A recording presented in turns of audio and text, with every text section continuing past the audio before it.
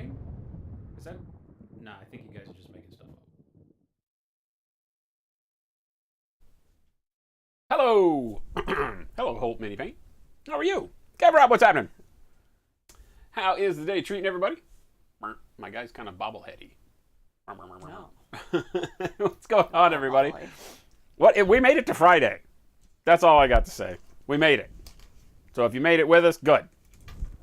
If you didn't make it, we won't know, because you won't be here. But we hope everybody made it to Friday with us. Sliding head first into the weekend. Gonna do some painting. Got Jen back. Jen is no longer playing anti-Jen. So I'm not on the stream on Thursdays anyway, so I missed anything. Well, hush! I wanted to make it seem like you were leaving us, like you were. Yeah, like you were. Make me seem like I'm the bad one. Like you're the bad guy. Yes. That was my plan there, and No, you're it's not your making plan. that work very well for me. It's always your plan. Jeez. Jeez. Click, click. What's happening? Welcome back.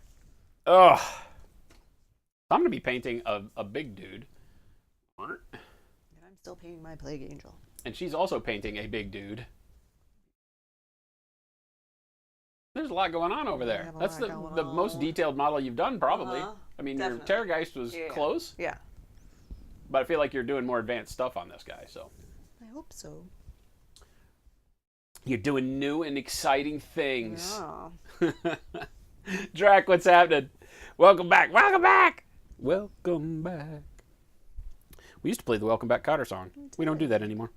We're just not fun people. No. We do boring things.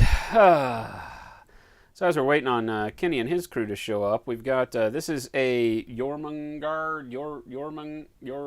I don't remember. It's a big dude, right? It's kind of like a ogre giant thing from Mirsha Miniatures. We all know it as Mirs, but I've been told that it's Mirsha. So there you go. Gola, what's happening? Enigma, what's happening? This does not look like Vulcan. He's a grumpy lad, or am I a grumpy lad? I don't feel like I'm grumpy. So it must be this guy. I think He looks a little grumpy. He's pretty grumpy. He's pretty grumpy. He's got some stuff. It took a lot. He's grumpy because I had to freaking spray him for 1,000,000 hours just to get the primer on him. He's just huge, and he's got just enough cool undercut details on him, like the underside of his dreadlocks and stuff, that I had to really, really work to get that primer up in all the areas. And I'm sure we'll find as we're spraying along that there's areas that I missed. So that'll be fun, too. Great sculpt. I really like the Mirs Miniature stuff. It's highly detailed, pretty simple to put together. There's some filling that you had to do, but a very high-quality resin model, and very big and pretty hefty as far as its weight. So I'll get a workout holding this guy up and painting him all night. The first thing we're going to do is we're going to start by doing some pre-highlighting on him, and then I'm going to show you what I hope are some unique ways of attacking skin tones.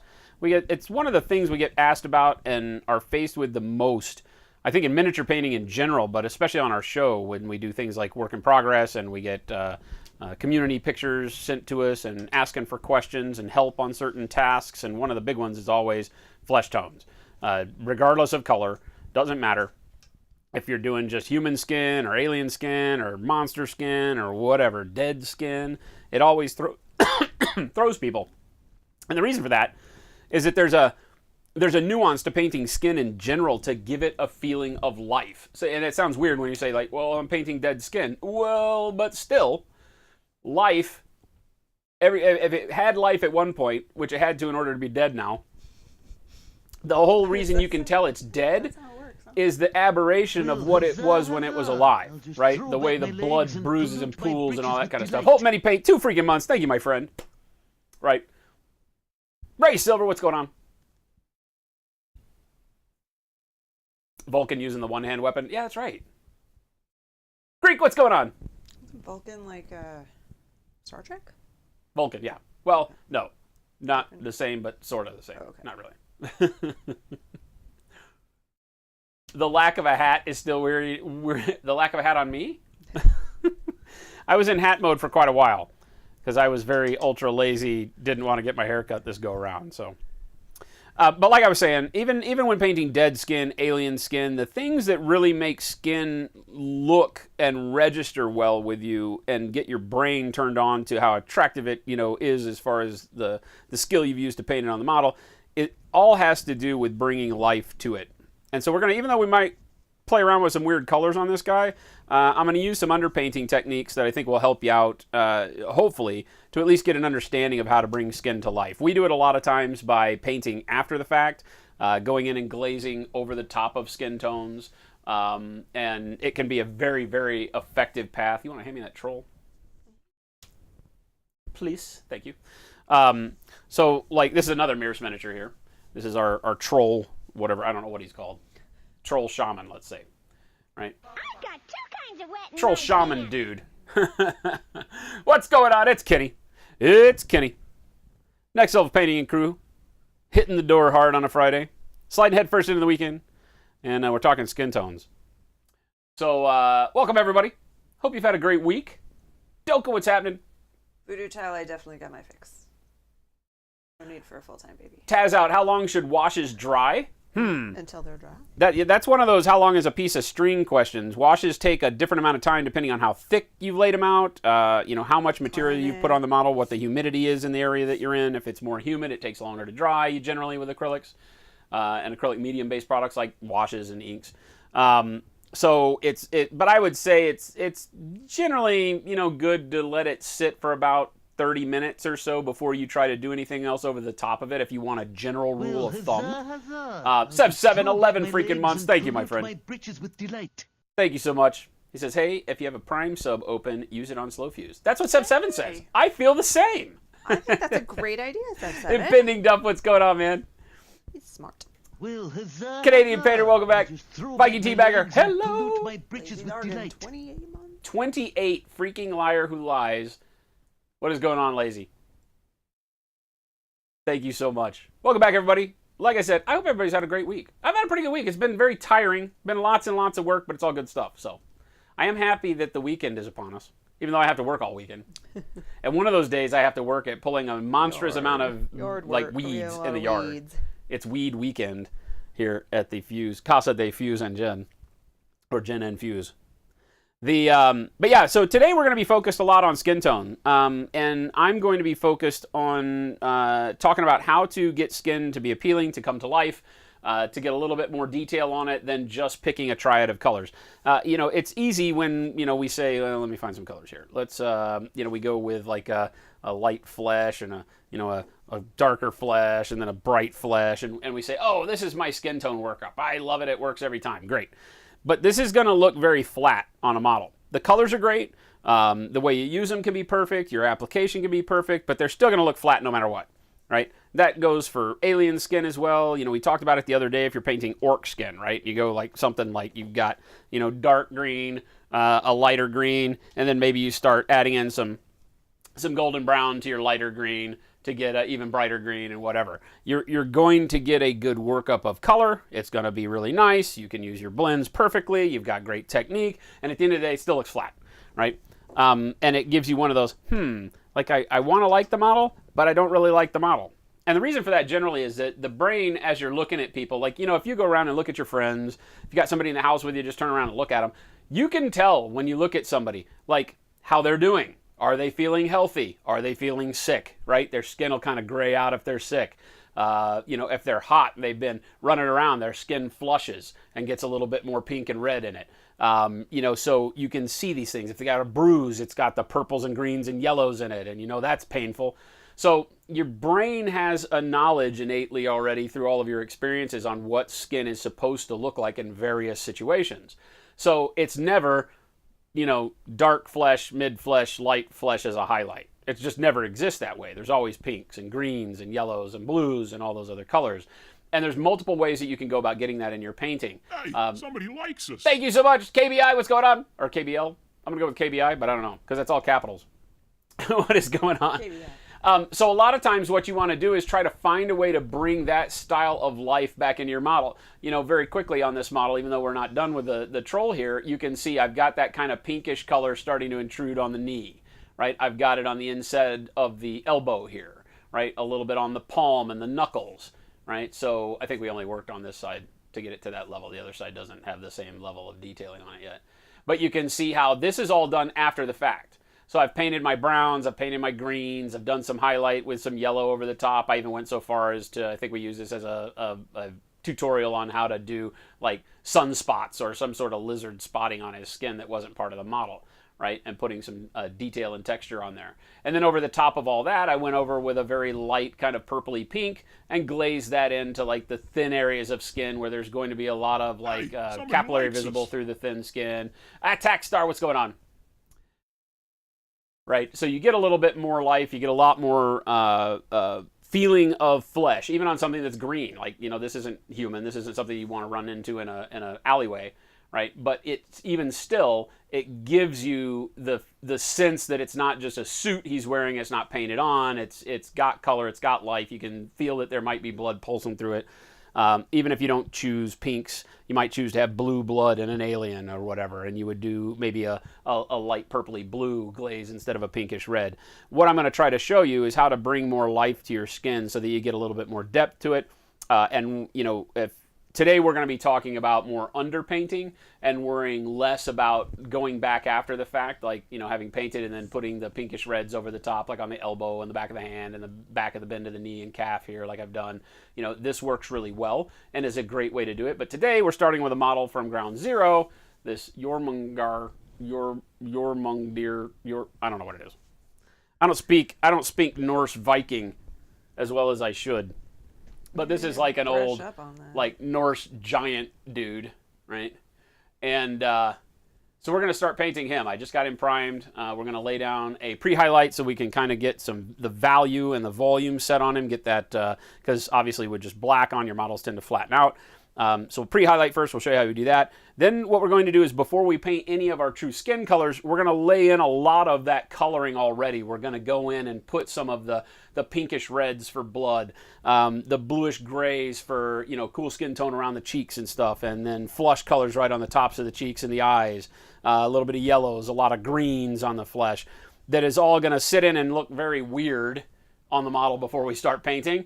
But it's going to give us the basis for colors that will show through as we lay our skin tones on. And you'll see that by doing it this way and thinking about it first, that you can kind of guide a model to its conclusion and not have to worry about the end glazing if you're not comfortable with glazing. I'll show you how the underpainting and just kind of we're going to do most of this with airbrush on the flesh, but you could do the same things that I'm doing with brush as well. So let's get going.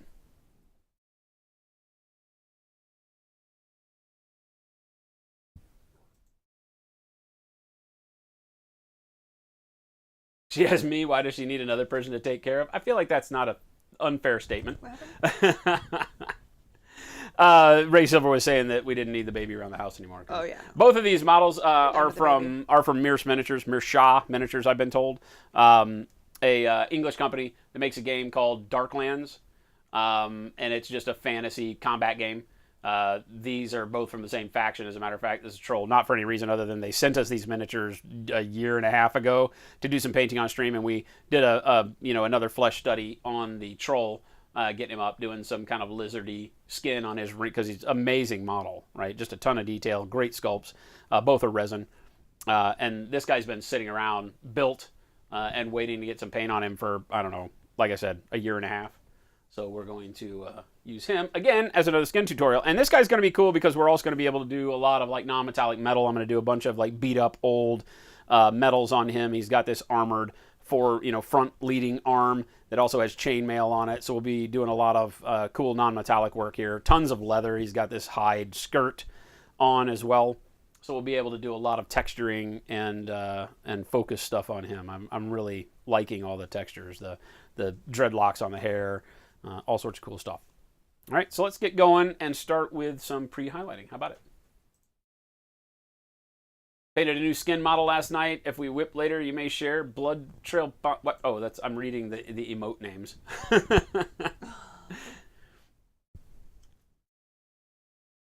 Use the knowledge to build a flamethrower. That could be a thing.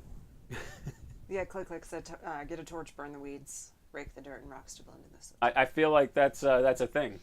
We don't want to make compost, though. I feel like that would make good, high carbon compost for the ground. We don't want the ground to be rich in its Yay, soil John Bingham. content. John Bingham, awesome. Thank you so much. All right, so first things first, let's mix up some white. I'm just going to be using pure white in the airbrush. So just going to run a little bit of water through our airbrush. Last time we used it, I don't know what we were doing with it. So we're just going to run a little bit through.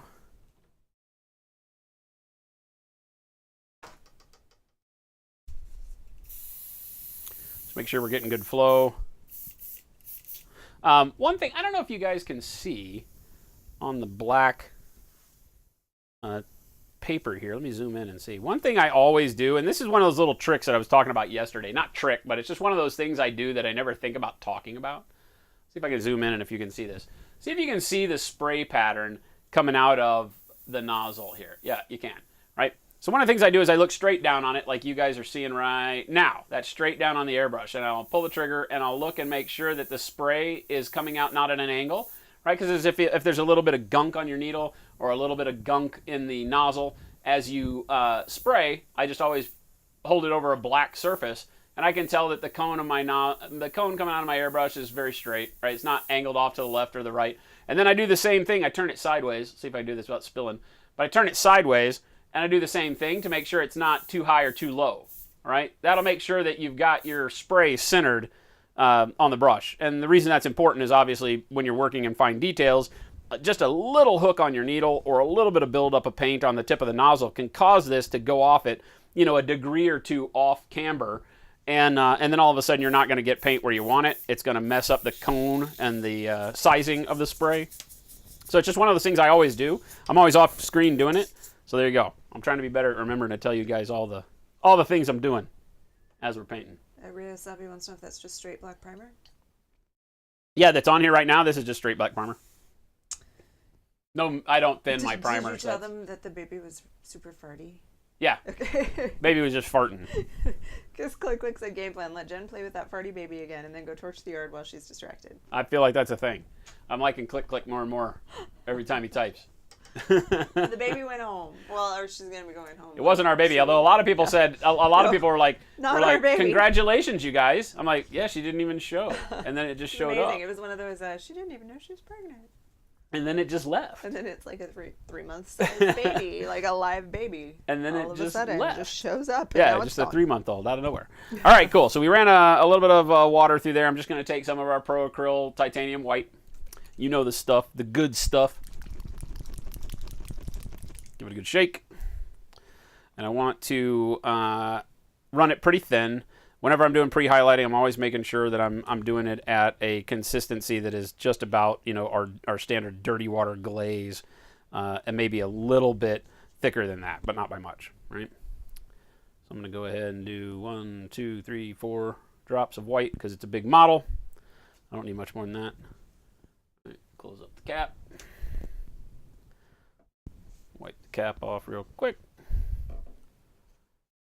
And then I'm going to add a bunch of flow improver, which hopefully next week when we're painting, we'll be using our own flow improver. We've got our new flow improver coming. Sample. A sample of it. Yeah. A sample for us to use on stream and test. Not to sell to you guys yet. Not yet. Not quite yet, but soon. Hashtag soon. And I think we also have some new wet samples of the metallics, the new metallics next week too, which will be super awesome. Wow. I'm excited for that. So we've got some of the new metallic paints. I think 4 new metallic paints that I'm getting samples sent down. And I'm hoping that they get here maybe by next Friday's show. Hope maybe before, but don't hold your breath. Right. I got a bunch of gunners in my freaking mix brush here. Mix that up in the pot. And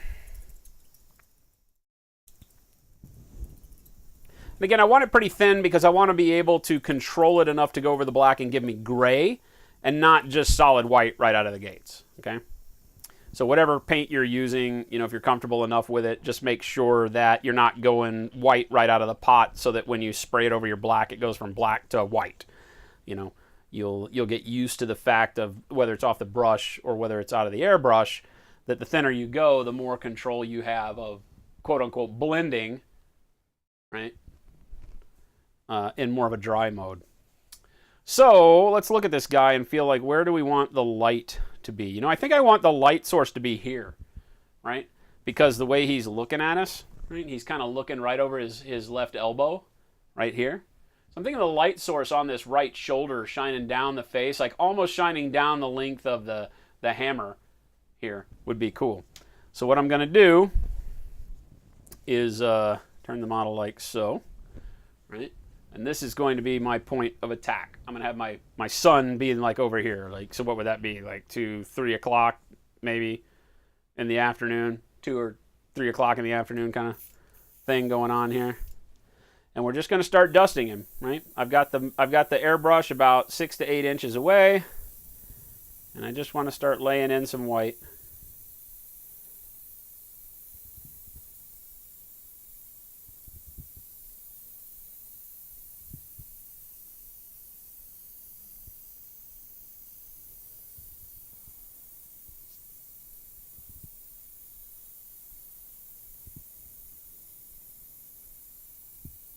Always keeping the angle to the model exactly the same, right? So as I'm spraying, notice how I'm getting all of these shadows to show up. I'm not moving the brush left and right at all. I'm basically keeping it right in line with where my light source is, and I'll tilt it a little bit, but always dead, like the pivot point is always the same, right? I'm never moving the brush this way and moving the brush this way if I can help it.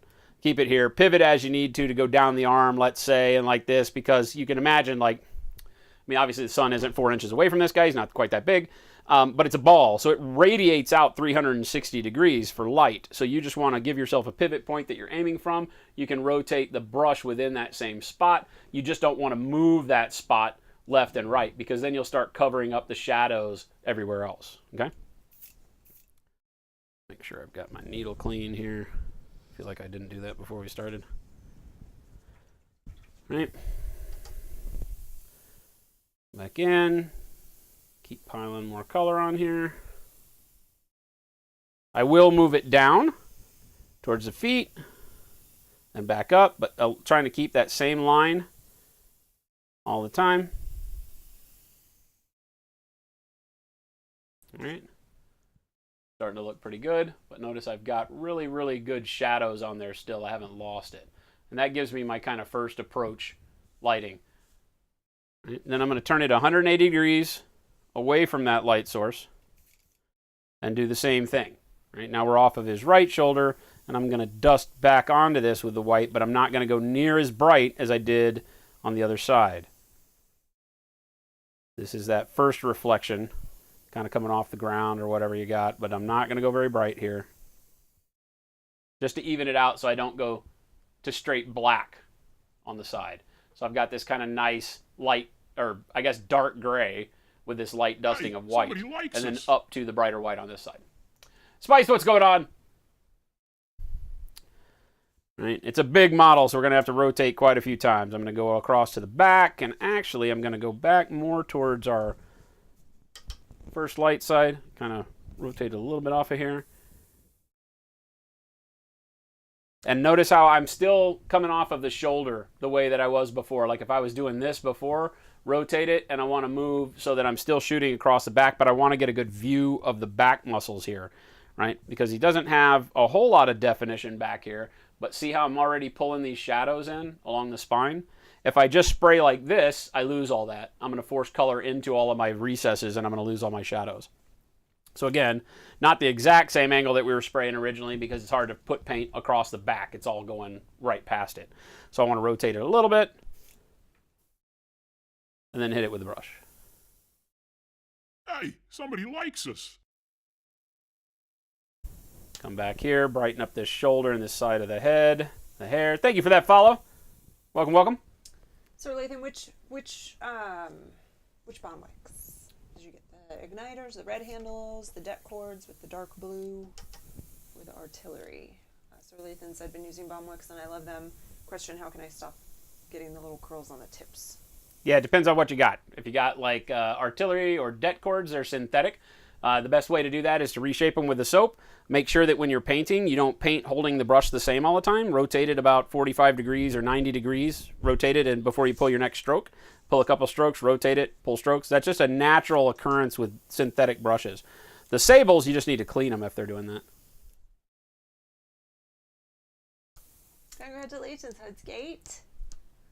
Hudsgate said, sorry I've been absent, but I've had some distractions. We're pregnant. I have not really had the time to sit for Twitch lately. Congratulations. Understandable. Congratulations. You will have even less time once the baby is there. Is there. All right, so now back to where we started. I've brightened up this shoulder. I've got his head starting to brighten up. And now what I've got to do is, because of the size of the model, I'm really only hitting about half of it here. You can cut this guy in half. Notice how I'm not getting any paint over here. So what I want to do is, because the sun is way up in the sky, it's also going to be able to get the top of the hammer and things like that. So I'm just going to rotate the model towards me a little bit, right? But keeping the airbrush still in line with his shoulder, right where I wanted my highlight originally.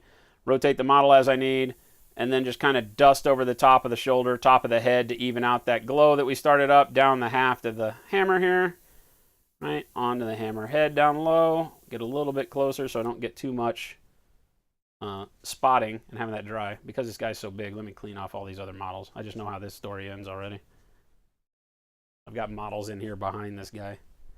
If I pull the trigger too much harder, they're all going to get dusted with white. I don't think any of the rest of them care. This guy probably does. The rest of them don't have anything but primer on them, I don't think. So that's fine. All right. All right, so here I'm just going to move. You imagine I've been spraying from the shoulder, rotate the model. Now I'm going to move the brush this way, right? Same angle, but now closer over here so that I can start getting some paint on this hammer, head, hand, back up to the hand, then rotate him back down, brighten that all back up. Right? See how that works? Make sure I get a little bit more on this forearm, not too bright, just enough to blend it all together. I don't want anywhere to be abusively white to black, if that makes sense. But notice how I'm not angling the brush any different. I'm just moving it over the surface, closer to the objects that I want to get paint on. That gives the hammer a good value on it. Now as we start looking at him, we start getting that light source making sense, right? Light over the shoulder, coming across this way. I'm catching the right side of the hands. I've caught the right face of the hammer here. I get my dark shadows everywhere I need them. Now I need to go fill in these spots because I don't want any pure black anywhere. We're not going to paint this model with like this real surprising light source, like, hey, what were you doing last Friday night? You know, interrogation light, like it's starting to look right now. So we want to brighten up some of the other stuff as it goes down, like in the chest, thigh area down there. I'll just throw back my legs and pollute my britches with delight. Bill Neary, 12 freaking months, Bill. Thank you so much.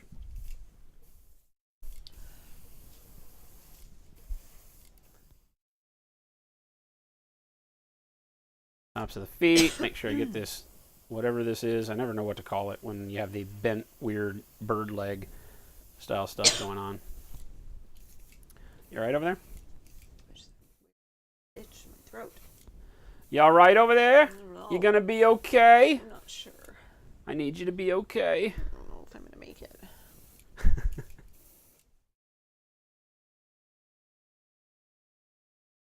If you've got stuff that is in the way, like this rope here, you know, obviously in the real world, this rope is in motion, so it wouldn't throw a very heavy shadow on the model. So you want to make sure that as you're doing this pre-highlight, you're not getting like black lines down below. If you've got something really close here, if you were getting, you know, no paint on the model, you'd want to be able to rotate the model to where you can get underneath whatever was blocking that, right, and eliminate those heavy shadows, unless you're going for that. Like I said, we're not going for a real heavy lighting scenario. We're not going to be doing a lot of OSL or anything on this guy. So that's not the want. Get the side of the leg here, tops of the toes again. As I brighten up down there, I make sure to come back up top and brighten up even more up top, because my value should be brightest across the head and shoulders, not down along the feet.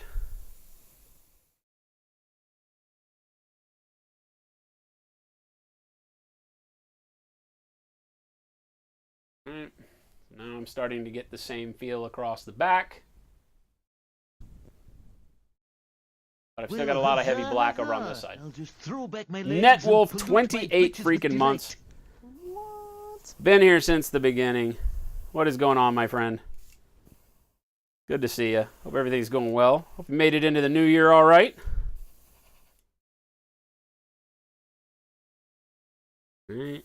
Still, every time I'm starting the gun, I'm still coming from the side with the shoulder over here, so I've got that angle of approach onto the model. I'm basically spraying all my paint across the back, but now coming in and getting like these bright spots of where the bone juts out. This little flap on his butt, top of his knee, making sure that I don't go to a hard black as I go around the edge of his leg here. So it's bright white, and I'm just going to fade that around the back by misting it into gray. Again, why you want to use a thinner white, so you can do this without a lot of speckling. Right? Again, here you see how the butt flap here has got this hard line where it goes from my pre-highlight to black. Now it does have a fold in it that's causing that to happen, but that's not what we want, right? If there was a really, really bright light here, that would happen. But because it's diffused sunlight, you would never get a situation where you're just that bright to dark, unless it was a metal, but it's not, it's cloth. So again, I'm going to change my angle of approach here a little bit, and I'm just going to make sure I dust a little bit of white in there so we don't go from this hard line of white straight to black. We still keep that shadow the way it looks good.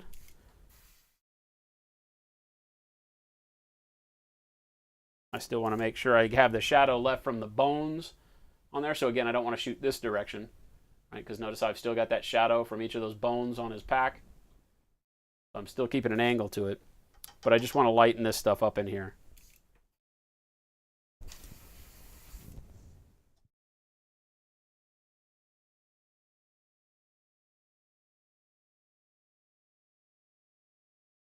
Right, notice how I lighten up this shadow over here just a little bit further, and as I did, I brought the white back across, because if I add a little bit of white where there was black, yeah, it's going to lighten that, but it's also going to make it look the same as over here. So I've got to, every time I add a little bit of white into my shadows, I got to pull it back to the highlights too. So I'm always amping up my highlights at the same rate that I'm amping up my shadows. Does that make sense? That way this still appears darker, and this appears brighter over here. But now I don't have that hard drop off to black. And I need to do that everywhere. Right? So on a big model like this is a little time consuming, because you're going to have to make sure that you don't have this rift of dark black to bright skin tone. So same thing here. I'm going to dust right along the spine here. Just like that. Get it to turn gray instead of black. But as I do, now I need to come back over on this side and amp these muscles over here up a little bit so that they get brighter. Darkness Nom, hello from Torchlight Hobbies, having a painting night and painting a noise marine with your paints. Awesome! I don't know what a noise marine is, but that sounds cool. He makes a lot of noise. Hairdo said, hey, snagged one of the Sotar 2020 skins during last sale. So excited, my arsenal is now up to 4 brushes. Nice. What's that? The Sotar 2020 is a Badger airbrush. Oh, cool. Ken from Badger just had his 55th birthday anniversary sale, and some of the airbrushes were really cheap. So that's good. All right, so now I've gotten rid of that super bright to super dark. Now I've got a nice shading going on. I will leave it pretty dark over here under the arm, because that's opposite our light source. Crispy Cashew, it's Mershaw. Mearsh. We'll just say Mearsh, because that's what everybody's going to say. Oh, it's Mearsh miniatures. That's not how you pronounce it, though. I'm going to get in here close. Again, amp up some of these spots where the muscles peak.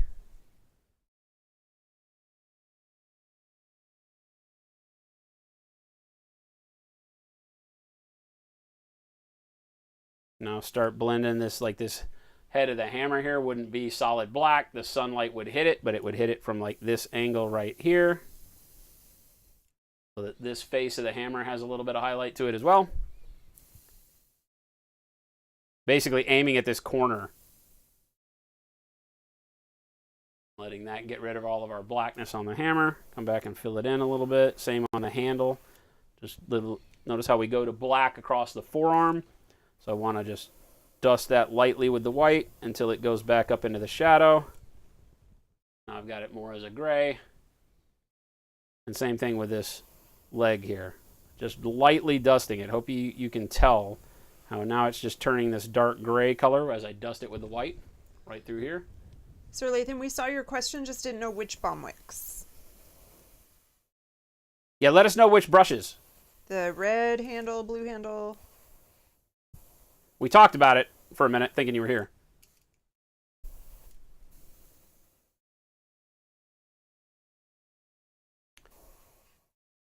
And then John Bingham wants to know if that's the brush to go with from Badger, the Sotar. Is that The Sotar is a very fine brush. I'm not a big fan of it with a 0.2. I think it comes with a 0.2 because I just use a larger aperture. It's just what I'm comfortable with, but it's a good brush.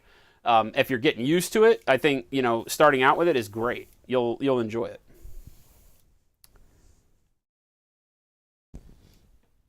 I just paint with a 0.35 for all my detail work. That's what I'm using right now, and that's pretty much all I use.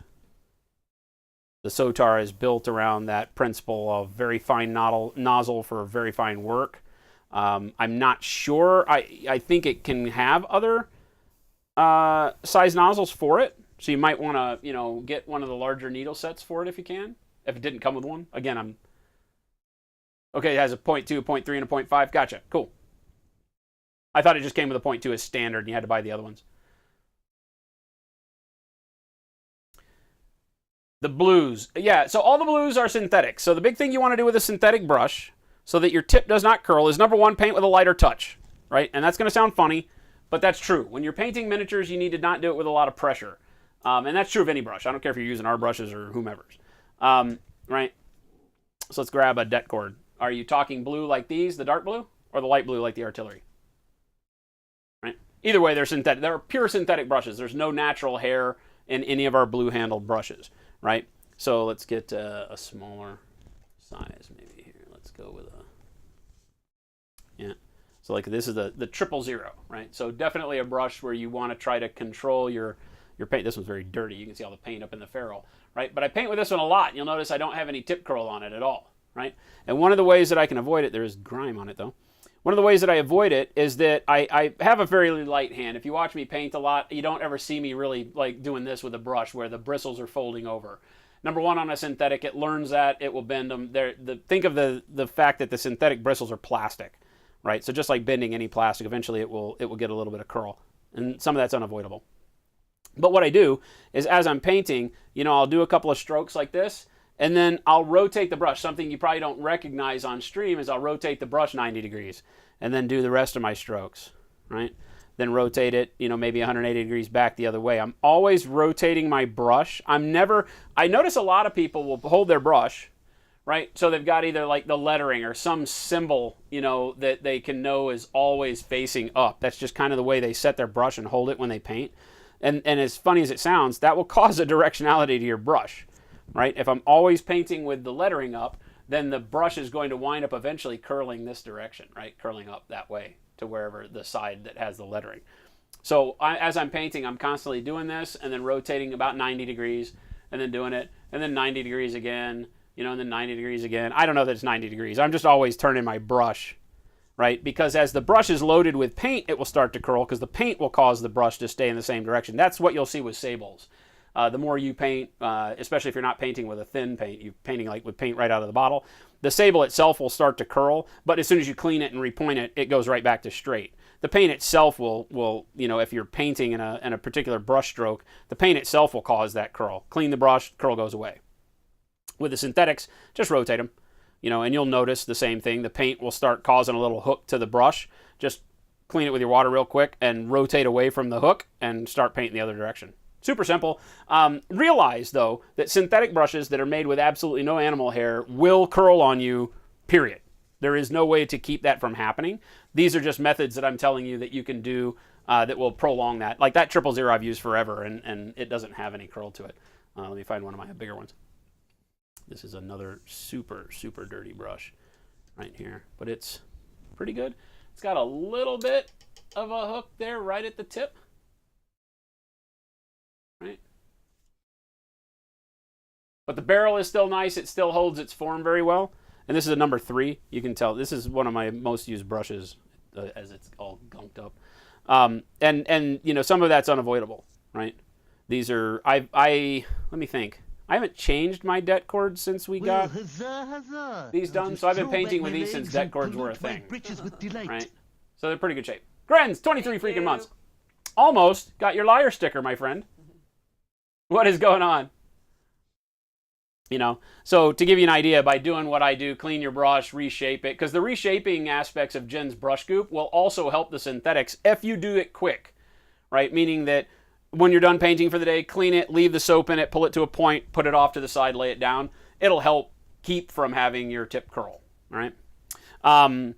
Other things, don't ever take your brush, don't buy that damn thing that sits at the bottom of your water cup. Oh. That has nibs on it that they say to wipe your brush off with, you know, don't ever do that. Don't ever let your brush hit the bottom of your water jar.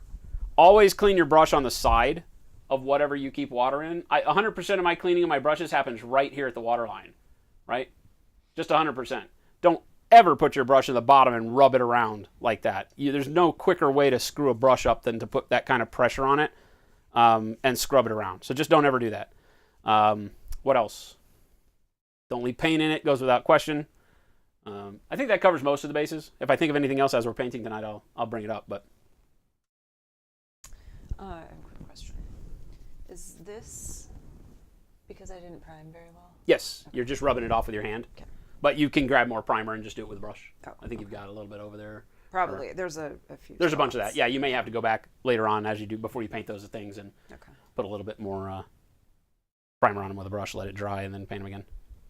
Yeah, for those of us that are skin oil contacting big models for long periods of time, you're going to wind up with that happening quite often. Rubbing off a little bit of paint. All right, moving on. Okay, really quick too. And then you said so after the different green that I can glaze in more of the purple. In the knees, or go with like a pink color, Oh, because you like- want to start doing like what I was saying with the magenta. troll. Did I give you the troll back? Yeah. Okay. Yeah. So like on the knees and things like that, you know, this is one of those where you look at your own body and you say, okay, like my knuckles get pink and the inside of my elbow gets pink, the outside of my elbow gets pink, and start looking at the model and glazing a little bit of a, not bright, you want to go darker, much darker than that. Like I would use the purple mixed, I was asking. the Okay, purple mixed with a little bit of the burnt red, and that probably gets you where you want to be. I think maybe This even a is- little blue. This is like what I was doing for this one. Yeah, I think maybe even a touch of blue I did. I don't know that I The have that. blue made it really gray, I felt. Really? Yeah. See, I used dark gray blue, purple, and bright red. And that's how I got the perfect color. She's mixing. She's doing some of what we're talking about. She's going to be glazing the quote-unquote blood color back over the top of the green skin on her model there. I want to brighten up the area down here towards his crotch. Again, just lightly dusting as I go. Not much white showing up down there, but now I'm getting rid of the black is the goal. Right? A little bit more highlight on the touch of that knee. Right? I probably want a little bit more brightness right through the top of the thigh there. Get a little bit of color on all of this stuff, the skull down there.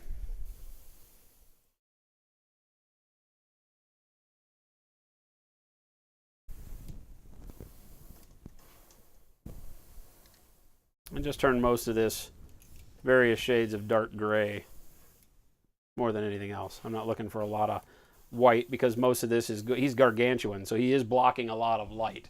So in his stomach area, not a lot happening. But you got to assume too that the ground has a reflective property to it, right? We've discussed that in the past, that one of your first reflections comes from the light bouncing off the ground. So to just let the bottom of the model be black doesn't tell the whole story. It can give you really good value and make the model, you know, seem to make some sense. You get bright up top, dark down below, right? But remember that light bounces off of everything it touches in most cases. And so you want a little bit of brightness down along the bottom of the model as it's reflecting off of rocks and stuff. So I'll put a little bit of brightness along the feet. And then the real dark area is kind of up in the crotch, underneath the skirt, things like that.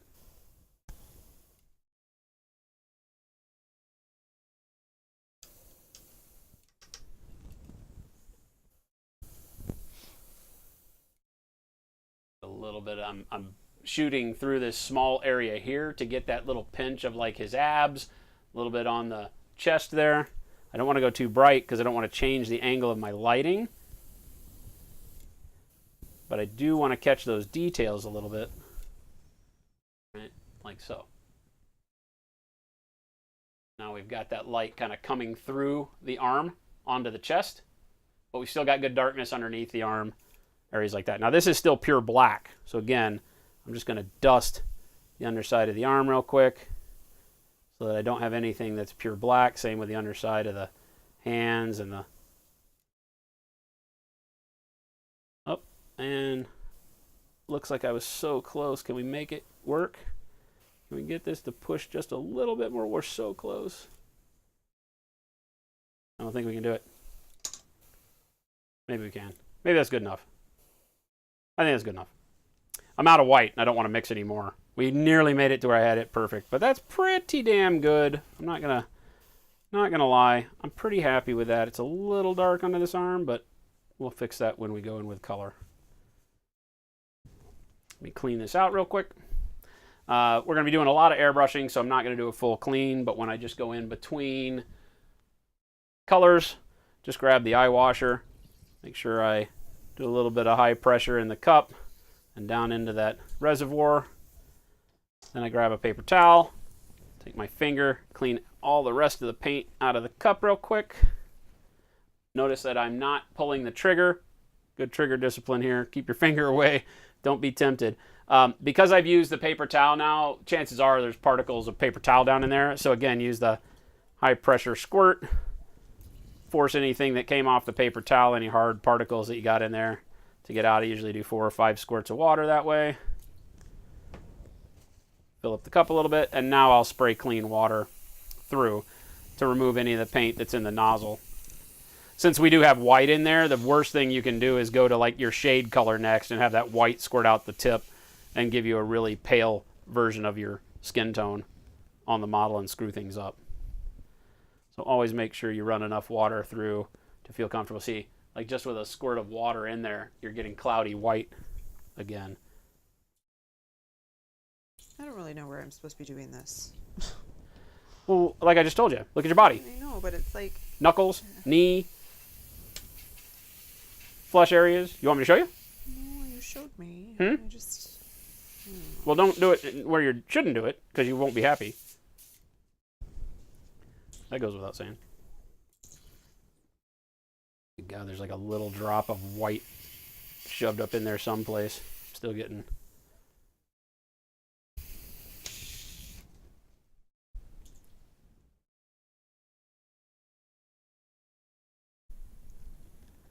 Take the cup off real quick and get myself a Q-tip. And get right here where the cup screws in. Sometimes you get a little speck of color there. And it's, oh, that's what it was, yeah. Just a little bit of white caught right in that area where the threads were.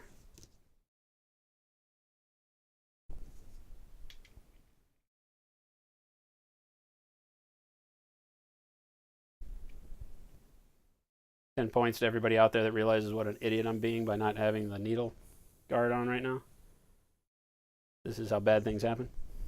So we'll put that back on real quick.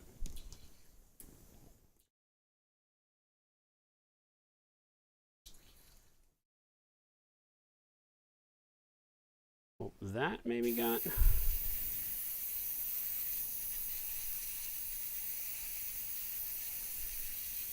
This one's being a little feistier than normal. We're going to call that good. All right. You want a little help, babe? Let me see. I definitely don't want you getting frustrated. So give me the mom. All right. So where'd you start? I did the wrist. Yeah. So like the outside poke of the wrist here is a great place to start. The inside of the elbow, right? But you don't want to come up onto the bicep much. You want to come around the bottom of the bicep, right? and then into the ditch of the elbow, and that's where you want your color to kind of pile up. And then you can reverse your stroke and kind of come from this direction. Try to keep the pink color off the tops of muscles, but run it right along the edges, right? Does that make sense? Yeah. And then over here where bone, underneath, you can do that whole area. Works really well. Same with the knee. Just as you come off the top of the knee, don't pull it onto the top of the thigh muscle. Do it in these crevices along the side to the knee, up here, down to the knee, and then all over the knee is fine. And then on the calf, same thing, up underneath in the ditch of the back side of the knee, just keep it off this bright green, just keep it up in there. You can bring it down a little bit on the sides. Right. Stuff in this area is probably good. Maybe the whole front of his shin, because it's got that kind of like really just chicken shadowy. flesh. Is it like shadows? Or No, because like I said, use the real world. Like here on my knuckle, see that pink? Yeah. Right? There's no shadow there. Now you may have in certain areas where you would get pink because of the shape of the model, you may have a shadow like in the elbow and stuff, but don't just go for shadows, right? Like here, there's not a shadow, but you want to do it on the back of this, bird knee or whatever the hell we call that thing, right? Cheeks. But I would just start with all the knuckles and stuff. If you're confused, don't do that. Do something else. No, I'm not confused. It's just, Well, you haven't done it before, so it'll be a learning experience. Do you feel like you got that green that you laid out first everywhere you want it? I mean, it looked good. okay, yeah, I think so. But if I missed anything, No, I think it looks good. I'm just asking you. Yeah. All right. So now what we're going to do is start laying in some underpaint colors. Our black is going to act, or the dark gray now, we don't have any true black anywhere, hopefully, is going to be our shadow. So if we were to right now just start painting a flesh tone over this, it would be darker where we've got our black or dark grays and brighter where we have our whites showing up. And we don't really go to pure white, even though this looks like pure white right here. If I hold up the bottle of white, you'll see we never went to bright white anywhere. So we still just get bright grays all over the model.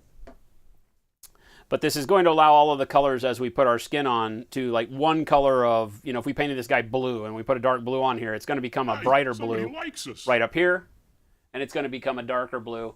Ty Kitty, what's going on? And it's going to be a darker blue everywhere we've got our black and dark gray. So the pre-highlight, hopefully you can see the benefit of that. Immediately it gives value on the model. It puts that volume back to it, brings all of its shape and details back alive, and also gives you something to paint over that will help give depth to both shadows and highlights right out of the gates. Okay. Now what I want to do though is I want to start airbrushing other colors. All the stuff that Jen is doing right now with the pinks, giving it a feel of like there be blood where the pinch of the knee is, like she's painting right now, right? We want to start doing that at the beginning of the model. So I'm going to, well, let's just do that. Let's just start with a flush color. Let's do the same color Jen's doing. How about them apples? So I am going to take a little bit of our dark gray blue.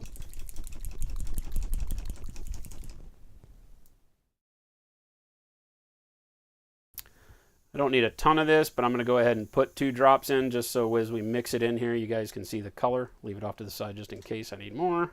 Then I'm going to take a little bit of our purple. Again, all we're using is our Monument Pro Acryl line. Paints that we make here at Creature Caster.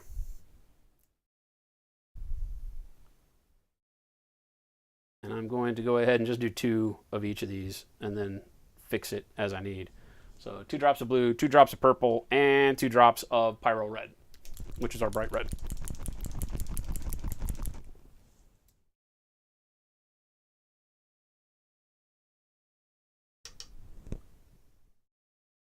And 1, 2. So equal amounts of purple, red, and that dark gray blue. Let's get my mixing stick.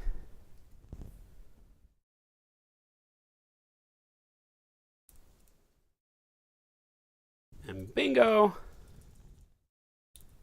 that's the perfect color.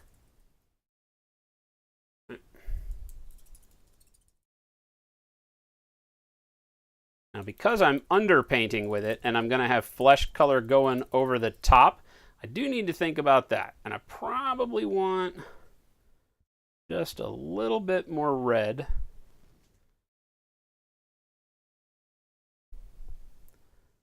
I'm going to put another drop or two of red in there. And the reason for this is even though that color is perfect, that's the exact color that I want. I got to remember that I'm going to be dumping all my skin tone over it rather than using it at the end of the day. So I want to warm this up a bit with some red so that when I put my skin tone over it, it'll knock it back down where I need it. So that's probably better. Just a little warmer tone.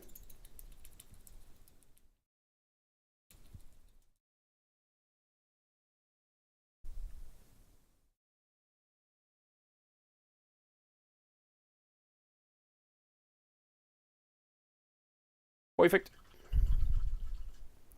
Now I am not going to thin this a lot. I'm just going to put a little bit of flow improver in it.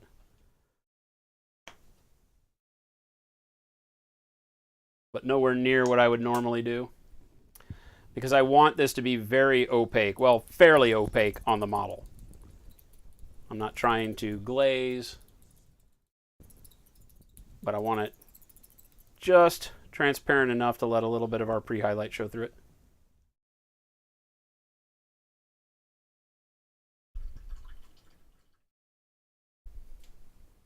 As soon as I do this, I'm going to wish I did the green first. This is the way this always goes for me. Put my paints back away.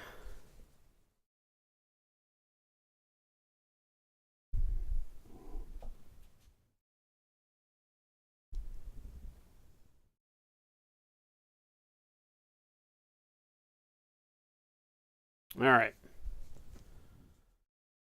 Let's take this guy back out just a little bit here.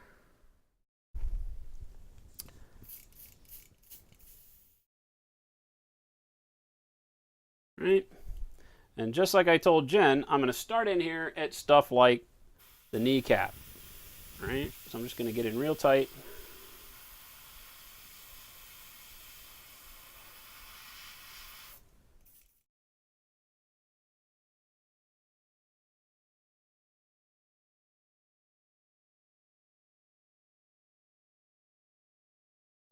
And give it a nice rosy bloom over the area. Now, I'm going to go beyond where I would be doing this if I were painting with a brush after the fact, right? We just told Jen, don't get it on the top of the muscles. Here, I'm actually going to extend it out across the top just a little bit so that as I blend the green, because I'm going to come back over this with green as an undertone too, but as I put the green on, I'll force the green back down to put the pink where I want it. All right. We've got this bird leg going on here, so we're going to do a little bit in that inside pinch down low there. Going to get these knuckles on his toes.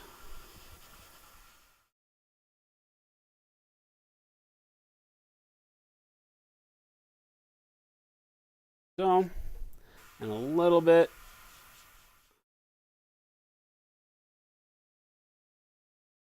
up in that ligament bone area, since we can see all that detailing there. Like I said, I want this to be fairly opaque, so don't be afraid when you're underpainting to get that color in there fairly vibrant, because you're going to be painting right over the top of all these colors. So if you don't do enough of them, right, then when you're done, none of it shows back through. You just want to make sure that it is brightest or most vibrant where you're really looking to see it at the end of the day. So if I have it real vibrant across like the top of the toe all the way, then I might be too bright. So I'm really focused more on just the knuckle and then kind of blending it out after that. Or here, the back of the foot pad.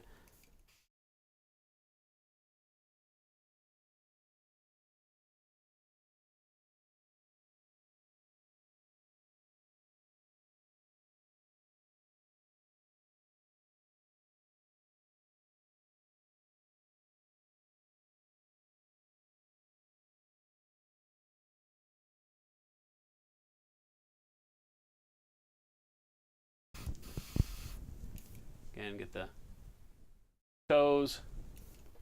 Herdy wants to know if the paints are airbrush ready. What's that? They are not airbrush ready. You notice how I had to thin them a little bit. I am running them pretty thick right now, though, so not as thin as I normally would.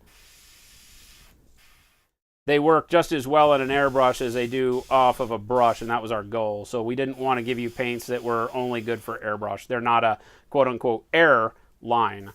You know, they're meant for everything. But I will put them up there against anybody's airbrush paints and tell you right out of the gates that these are fantastic. Lay super smooth. Do everything you're going to want them to do out of the airbrush and on the brush equally as well.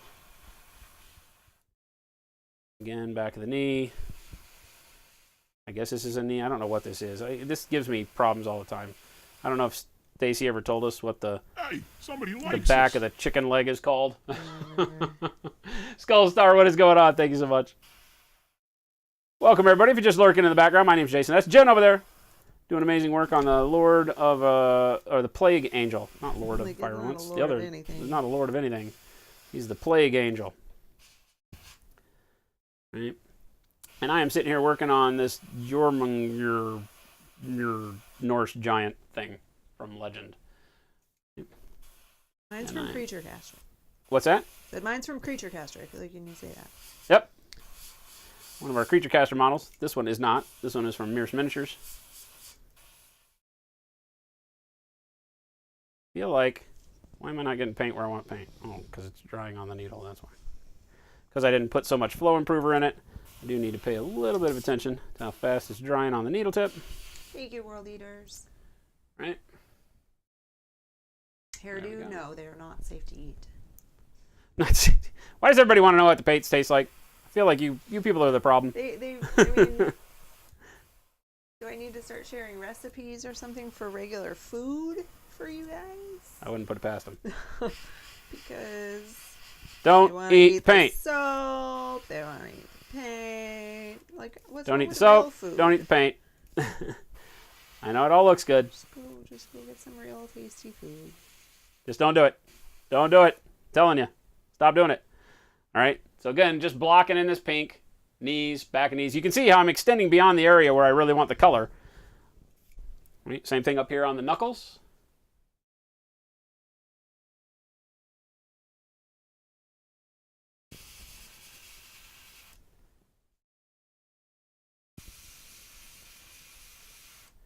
The nice thing about painting like this is that you don't have to be near as specific with your paint placement. I mean, you got to get it where you want it, right? But you don't have to worry about blending it smoothly, things like that. The airbrush is going to handle most of that for you. I'm going to get right up here at the wrist where it hits his forearm plate there.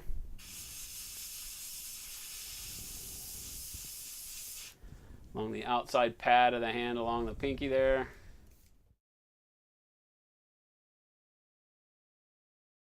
And then the palm. Awesome. Robo Whale said, can't wait to try out the new paints. The positive review by Mr. Venturella only increased the hype. The positive review by whom? Mr. Venturella. Oh, Vince, yeah. We're on Vince's live show this next week.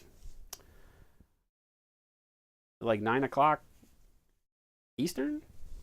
Maybe? Central? I don't remember what his time zone is. But we'll be talking to Vince, Peter, and Simon and I. We'll be on the show with him. That's going to be fun.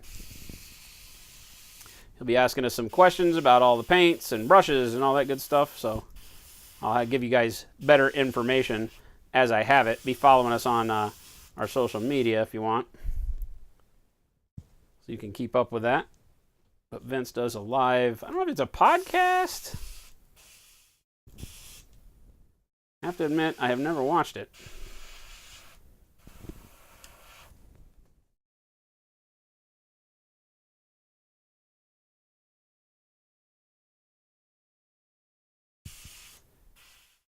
Fingertips, palms, knuckles, repeat as necessary. Even down in the shadow into things, just don't go quite as bright.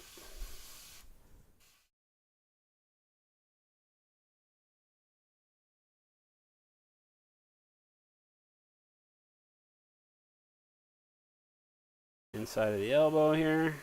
Obviously most of the color right underneath the bicep. Then just kind of fade it out from there. Like I said, by the time you finish doing these things, your model's going to wind up looking pretty weird because it's going to look like, oh, well, am I painting the skin purple? No. I thought about it for a minute when Jen and I were talking earlier, but decided against purple. I'm just going to do kind of a grayish green or a grayish tan flesh, maybe. We might change that color as we go. That's kind of what I'm thinking right now.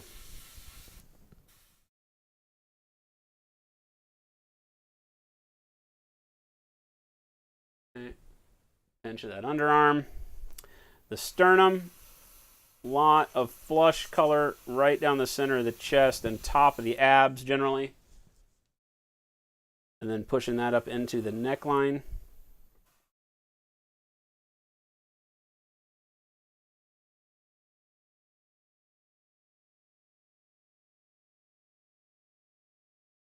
Underneath the pecs. Right. The belly line as it hits the pants. Up a little bit around the side and maybe a little bit through the center of the abdomen as well.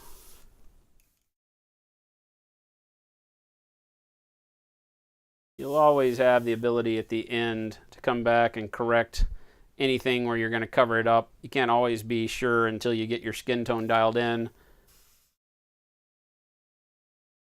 if you're going to be happy with the volume of this color at the end of the day. All right. Pretty good. Again, a little bit where it pinches up into the underarm there.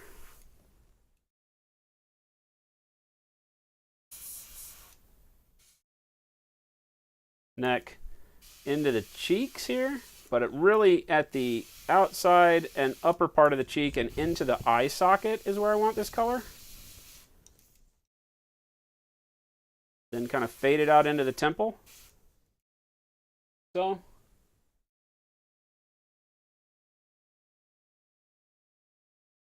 Same thing on the bright side over here.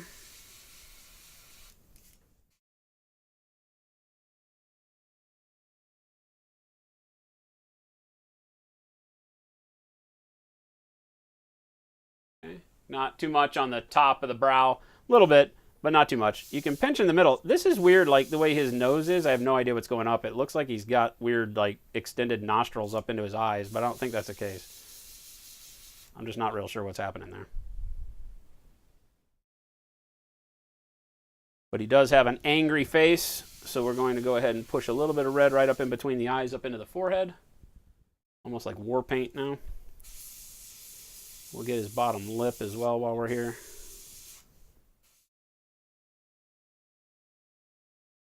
Not worried about it in the mouth. I'll do all that with brush. Clavicle area, where it pinches into the neck on this side. Got that hand pretty well down here.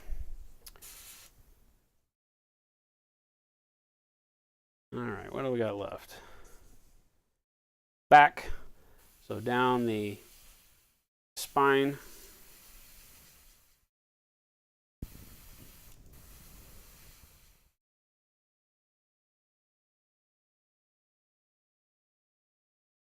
Again, just kind of lightly fade it out onto the skin.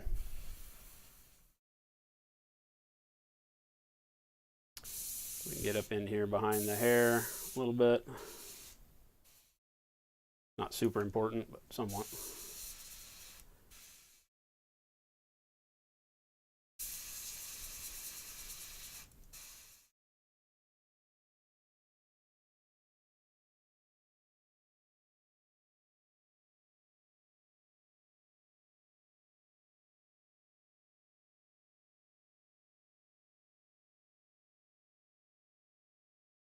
Out of the shadows around his love handles.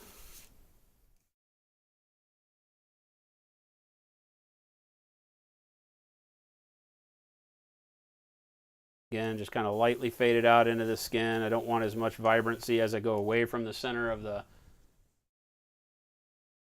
spine. But hopefully you can start seeing as we start getting these areas where they approach each other. And Jen, are you seeing this?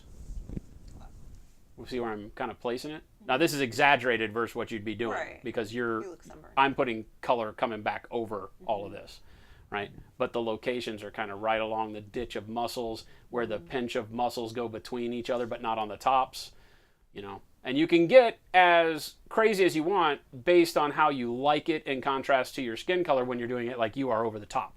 So you don't have to, you know, hold back if you like the way it looks and it starts giving it the warmth that you want, makes it look like he's alive or irritated flesh or whatever. You can keep going, right?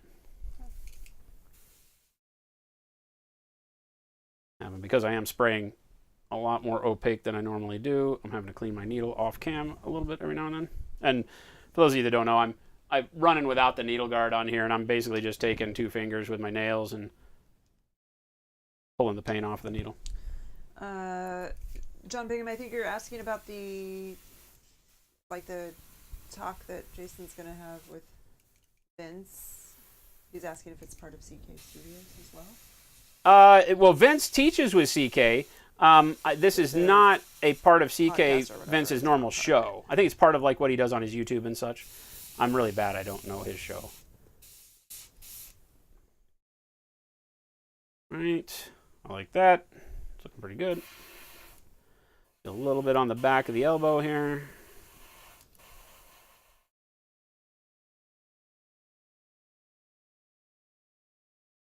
Again, kind of fading it around into the various muscle groups.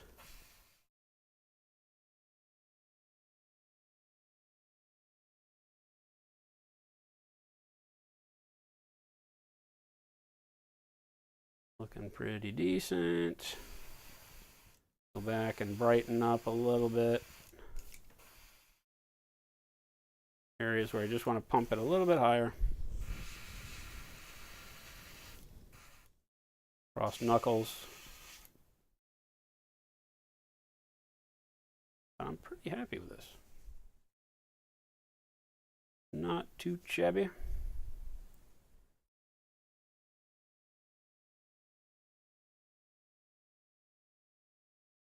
Blend it a little better on the chest here so it doesn't look like it's just splotches of paint.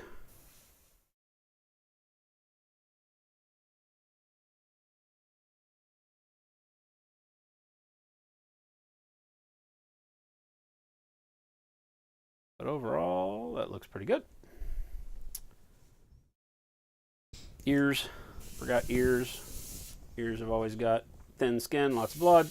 You can almost paint the whole ear. Oh, my guy has ears. Yeah, your guy has ears too.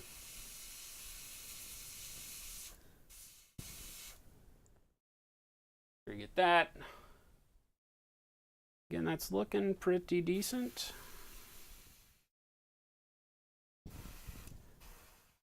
Like I said, until I get the flesh tone actually jacked in there, sometimes it's tough to tell.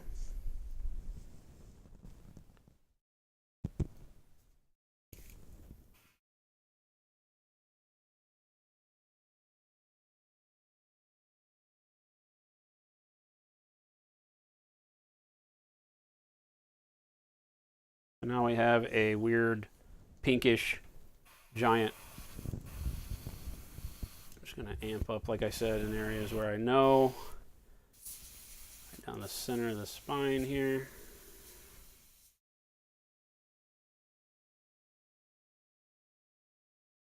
Right. But already you can tell, right? Like if this guy was painted gray, I mean, even though this is a very rough job, you can start see how just that amount of pink starts giving it the flush areas that we want.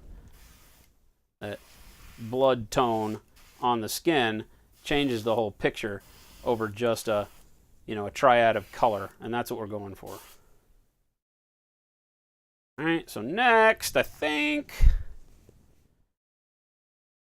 we'll do the green next. Yeah, we'll do green. We're going to underpaint with green. Most of the rest of the body is going to be green, and then we'll come back with a bluish gray on that, and then maybe dump a little bit of yellow on at the end. But I think this looks good. Let's take one last look before we clean the brush out. But I think this is pretty good. Go ahead and get some up in the shadows up in here. Pretty happy with this.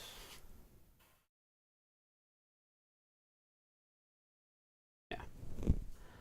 I like it. Clean this out real quick. Hi, coming over there.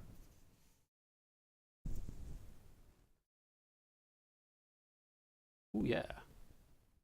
Yeah, like up in here. Underarm, underneath that muscle. Yeah, see how it starts to pop? Somebody likes Just that us. slight change. Look at how just this little slight change. Perforation, thank you so much.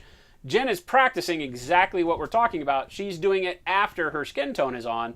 But see, just that little bit of pinkishness in the stretch of the skin in areas and going up into the underarm, right? Get some in the elbow and stuff. That starts bringing that skin alive rather than just being green. Yeah, I did all the knuckles and stuff too. Oh, yeah, like the wrist right here? Yeah, the wrist. Yeah, I think you could probably be a little bit more aggressive where the skin is thinnest, like on the knuckles. Oh, but like on the front here, that's perfect. Yeah, yeah, I'm digging that. Oh, yeah, like this knee.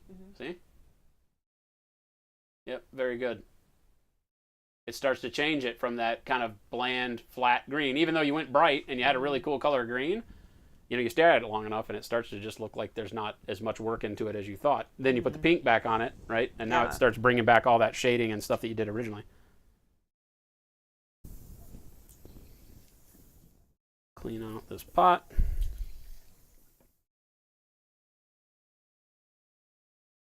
Pinning Duff, if you're making a glaze, what medium do you recommend to mix for the glaze? I just use water. But it, you know, we talked about this the other night, and it really just depends on where you're at in the world. If you have a very high humidity, I generally choose water. If you're very dry, I typically say glazing medium, even though we're very dry. But I've just been doing it so long that I just use water. And I don't know any different, so I use water. Yeah. She learned from me, so she just uses water too. And it works. You just get used to it. But if you're just learning to glaze and to get comfortable with glazing, then I recommend a glaze medium. We'll be coming out with one in the next couple of months. The Vallejo Game Glaze is pretty good. Just a good acrylic medium base from Golden works pretty good. So, you know, any of those work. They will, if not increase the dry time of your paint a little bit, they'll keep it the same, right? Don't use thinner. Thinner will, in most cases, make your paint dry even quicker. And with a glaze, you want to have it wet for a little bit longer if you can. So it buys you that time to, you know, blend it on the model the way you want and not have to worry about coffee staining, because anytime you thin paints out as thin as a glaze really is, then the technique can leave coffee staining on your model if you stop in the middle of an open area and then, turn around to load your brush again. By the time you get back, you might have that inconsistency of color on the model. But I just use water. That's my MO. All right, so for our green, I'm thinking I want to do a camo green with probably just a spot or two of golden brown in it to brighten it up, but not get it too yellow. I think that's what I'll go with. I could just do green. But I think I want these to be very dull hues, so I'm going to go with the camo green.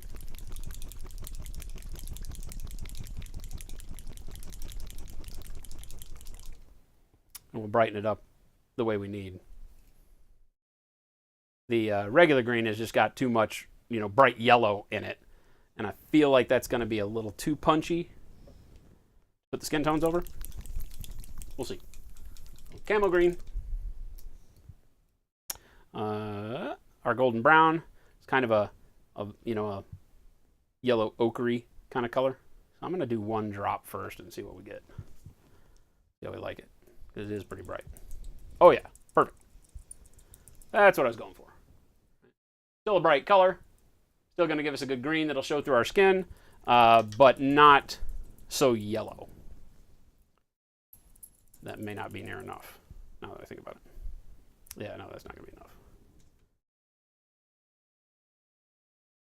Let's do it again. 2 more drops.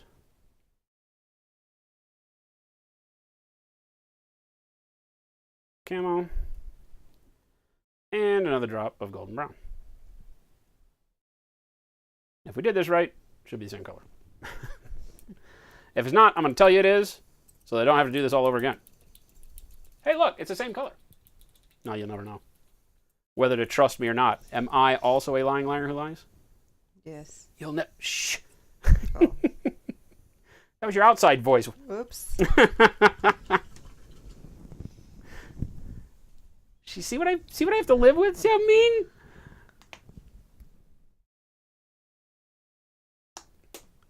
Little flow improver. This I do want just a little bit thinner than I did with the pinkish color that we made. Only because I need it to lay over that pinkish color and blend with it. Whereas the pinkish color, I didn't have another color I really cared about. I just wanted a little bit of the white to show through, brighten it up. Alrighty. Looking pretty good. Let's see what we get. Take my needle cap. I always run with a needle cap off just so I can tell as my needle is getting tip dry on it. Alright, so now we're going to make this guy look even weirder because we're going to hit all the areas that don't have color on them with this crazy green I just made up. Again, running it light enough so that the pre-highlight will show through a little bit.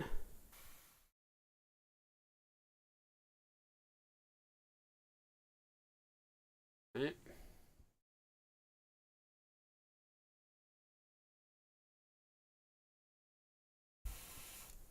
And get all the rest of these areas blending as I go. Top of the ear, inside of the ear just a little bit.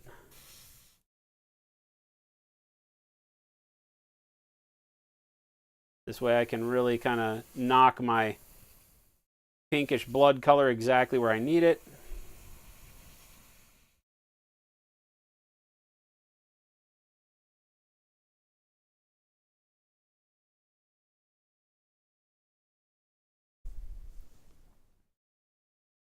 I could stand a little more flow improver in this. But we're going to run with it as it is. All right, and what you want to look for here is seeing that green hit your high spots, get affected by your pre-highlight, you know, darker in the shadows, brighter outside of them, and then how it blends in with that blood tone that we put on there. Now, there are times where I'll do the green first and then do the red over it. If I can, if I feel like the model allows me to, I don't have to work real hard on angles here, then I prefer to do the blood tone first because I really like the way the green pushes it down after the fact. But that's just kind of up to you. Some people feel more comfortable just painting the whole model green first rather than having to go back in and spot paint the way I'm doing right now because I'm having to just kind of aim my green into the specific areas where the red isn't. As opposed to it may be easier for you in your head to get away with doing this as just paint the whole model green using the pre-highlight to best effect and then come back in and lay the pink back over the way we did just a second ago.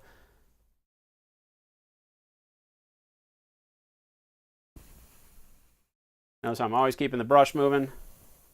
I'm feathering that color on there. I got the bulk of my green right here, but I'm feathering it back. Let's zoom in a little bit so maybe you guys can see that blend happening. Hey, somebody likes us. Hey, Hecateo. That one's, I probably just butchered your name. How you doing? Right to me. It seems right. It's probably the one that, you know, we might get lucky and he'd be like, that's the first time anybody's pronounced our name right. Probably not, though. Sometimes we do that, though. Sometimes we surprise ourselves. We get really good at it. Sometimes we surprise ourselves. But thank you so much for the follow. Welcome. Says hi from Spain. Hello. Welcome, welcome, welcome. We're doing some underpainting for some flesh tones we're going to be working on this Mirsha Giant. So again, I'm just going to, like here, I'm going to focus in on where our pre-highlight, just the white over the black primer is. We've done the red to the side, and then I'm just going to get green in the middle and then feather it left and right. Okay, so the first thing I do is I load up green in the middle till I get it where I like it, and then just kind of lightly work the brush left and right to blend that out into my red without overtaking the red 100%, right? I don't want to have the red turn completely green, but I get a nice dusting, and it forces that red underneath as it does on your own hand. You know, the pink doesn't ride on top of your flesh tones. It just sits underneath because the blood is on that subdermal level. Pending death, this was when you were talking about glazing. And he said that basically what I've been doing too, whatever you said. But I'd like to try medium and see how I like it. Will your medium be out for Adepticon? Yes. That's our goal, at least. You'll be able to try it, I think, for sure. The big key for Adepticon on whether or not you'll be able to buy the new paint colors is bottles, is where we're at right now. Right? So now we're kind of making him the Incredible Hulk. Right? Even though the skin's not going to be green at the end of the day, the green is going to give us a good undercolor for the flesh tones we're going to use. Because I think I have decided I'm just going to use kind of grayish flesh tones. All right, kind of get up here in between the hair.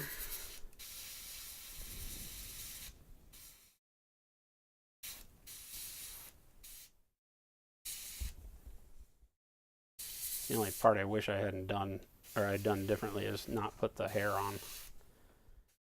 But the hair, this is one of those where it's a very hard decision on how I put the model together. I went ahead and just did it 100% because the hair itself needed to be sculpted back on, right? Where it met the head, I had to go through and sculpt all of this because there's a big hair ridge here that flops over the hair. And there was a big separation line, so I had to sculpt it back in. You can still kind of see some of it shading right there where the feels come apart. So I had to, a bunch of this on the top of his head is all sculpted by me. And I don't, obviously you can't do that after you've painted, so just kind of stuck somewhere in the middle. Looking pretty good. What color should I make all his bumps?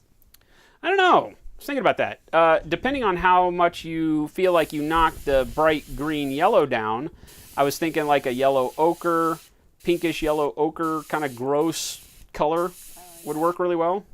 I like that. I feel like I like the green better. I still need to... You like it better now? Yeah, I like it better now. Yeah. I need to also figure out what to do with these spiky things on his back. But, okay, so you think like a golden brown... I think like a golden brown and then maybe a little bit of the bright yellow, and then you can kind of glaze maybe the magenta around it to kind of give it an irritated feel, so, you know? So do the dots, just do the dots with kind of the gold, yeah, the golden brown and a little touch of maybe the golden brown, and then highlight them with a little bit of yellow, and then use the magenta with maybe a little bit of blue in it to kind of like irritate it around the edges. I like it. Again, now you're in the realm of just playing. Yeah. So you're going to go with what you know, messing around and then see what you like. The thing you want to try to stay away from is having it look like it's too much a part of the green skin.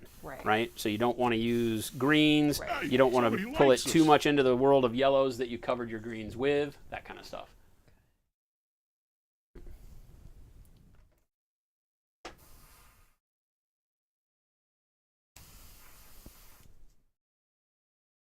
Making sure I cover all these areas that are still just whitish gray from my pre-highlight. That's the most important thing about this step. And then getting a good coverage of the green where I need it to give me those good undertones for the flesh that I'm about to put on.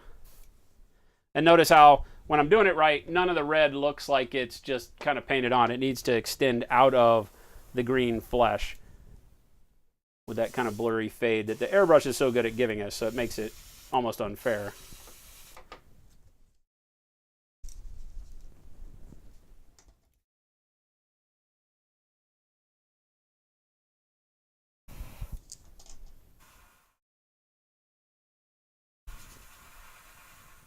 And remember, the pre-highlight is still doing a lot of work for us. Like up under the arm here, my green is going to be a lot darker because I'm shooting it into the shadows that existed from that base coat.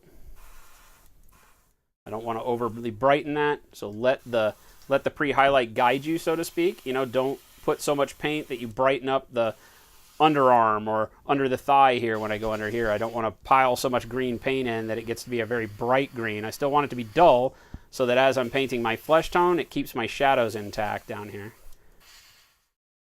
But the top of the thigh, I can enliven it just a little bit more.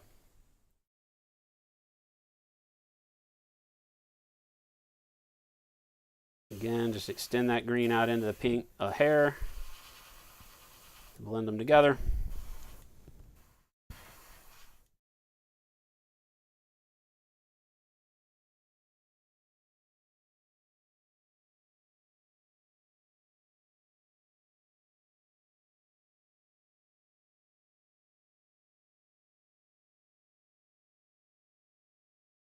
Did the foot there. I don't want quite that much there. Well, huzzah, huzzah! I'll just throw back my legs and pollute my breeches with delight. Who dat? Hairdo, 28 freaking months, my friend. He said technically my longest relationship. What? I'll never leave you, Hairdo. Thank you so much for the support. Firmly planted in the Lying Liar Who Lies Club. And mucho apreciado for sticking around that long. For anybody that's lurking, maybe just tuning in, wondering what the hell is this guy doing? A lot of the colors that we're doing don't look like they're amounting to much in the long scheme. We are not painting this guy like the Hulk, like I just mentioned earlier. What we are doing is underpainting, is what I call this technique, and that's what most people do. I think it's called like, there's some sort of crazy highbrow fine art name for it too, but I don't remember what that is. Somebody more well-versed in highbrow fine art stuff can tell you. There's a name. It starts with like V. Verder. There you go. That's what it is. That sounds familiar. Verder.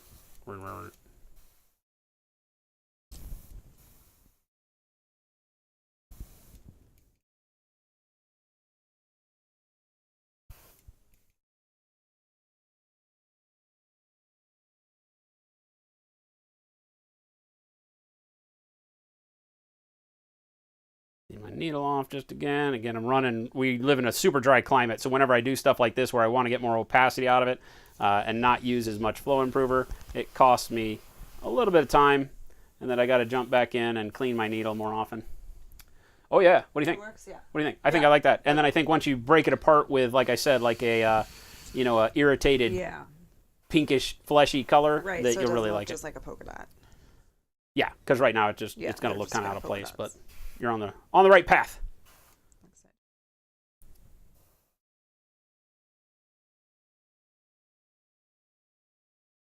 Oh, this hand.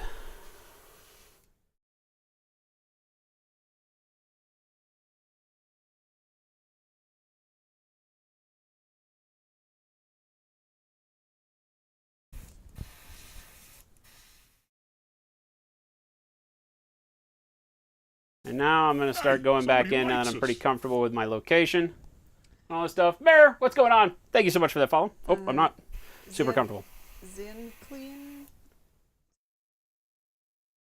Zinthal priming. Hey, somebody I can't likes pronounce any us. of these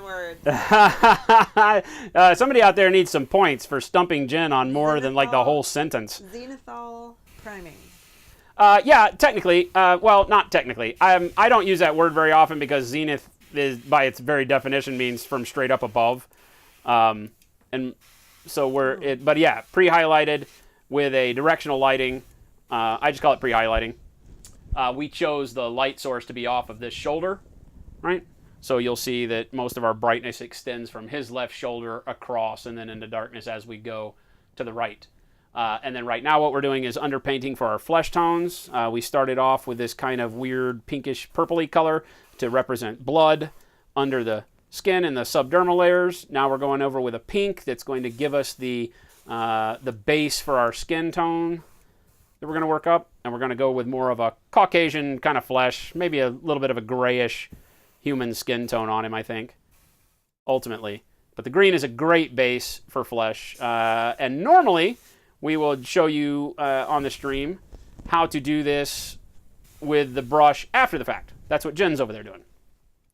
So Jen is using, well, right now she's painting boils and pustules. So, not technically. But you can achieve the same effects that we're looking for long-term on this model by painting the skin tones first and then adding on the greens and the pinks and everything after the fact.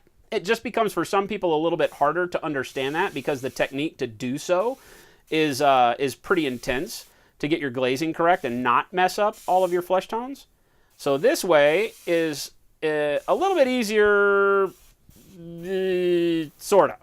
This one is one of those that takes a little bit more forethought, but if you get used to it, can be really, really valuable at helping you lay down amazing, lifelike, or lively skin tones. I don't know if it's going to be lifelike on this big giant, right? But more lively. They will have more life to them, is what I'm trying to say without finding the right words.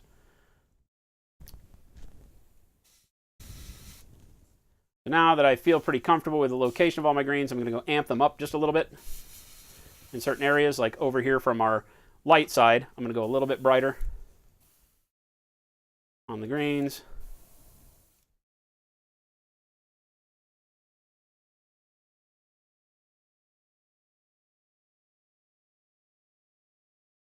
Put down the leg there. Sorry, I need to back out just a little bit.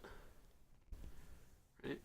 But notice now that we have some color on there, you can kind of see, like on our troll model, right, that the red starts to represent more of a life under the skin feel than, you know, just this crazy amount of pink and purple sprayed everywhere. And in certain areas, I'm going to go ahead and, where the red is a little intense, go ahead and dust a little bit more green over it. Make sure I've got green living in all the shadows too. Do this.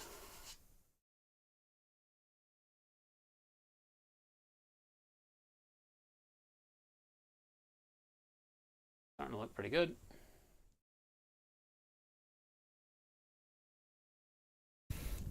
I want to stop and take a pic of this real quick in this state before we do too much to it. Actually, you know what? We probably want to lay down the blue on it first too before I take a pic. I'm trying to get better at all of the social media-ing. So it's very hard for me because I'm just like paint, paint, talk, talk, paint, talk, paint, talk, and then you get to the end of the stream and you take a picture and you don't have anything to show how you got there. You're just like, look what we did. And everybody asks me, how'd you do that? Be like, well, come watch the show and you can see, because I'm really bad at taking pictures.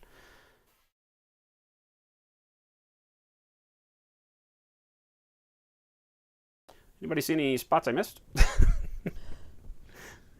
Now's your time to coach Fuse. Hey, Fuse, you missed a spot. You did. I swear. It's right over there. See it? Don't see it? You should see it.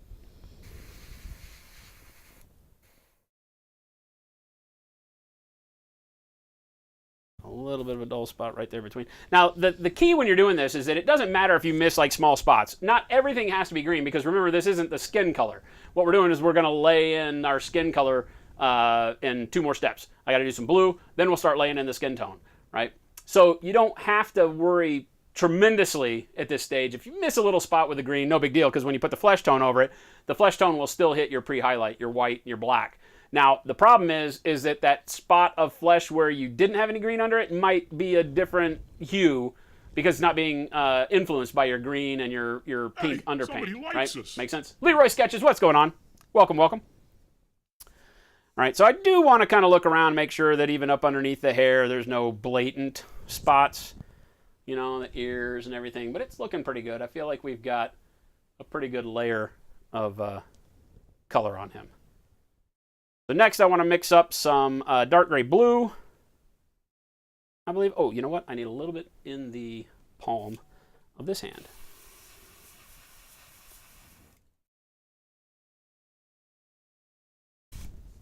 Like that. Perfect. All right, now, done.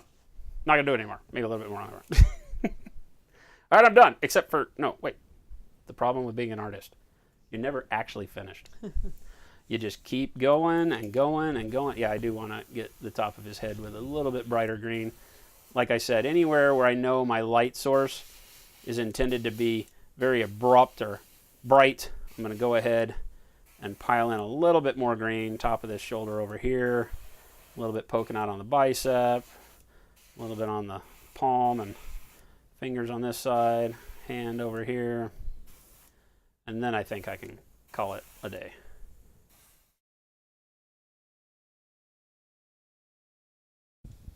Like so. Yeah, that looks good.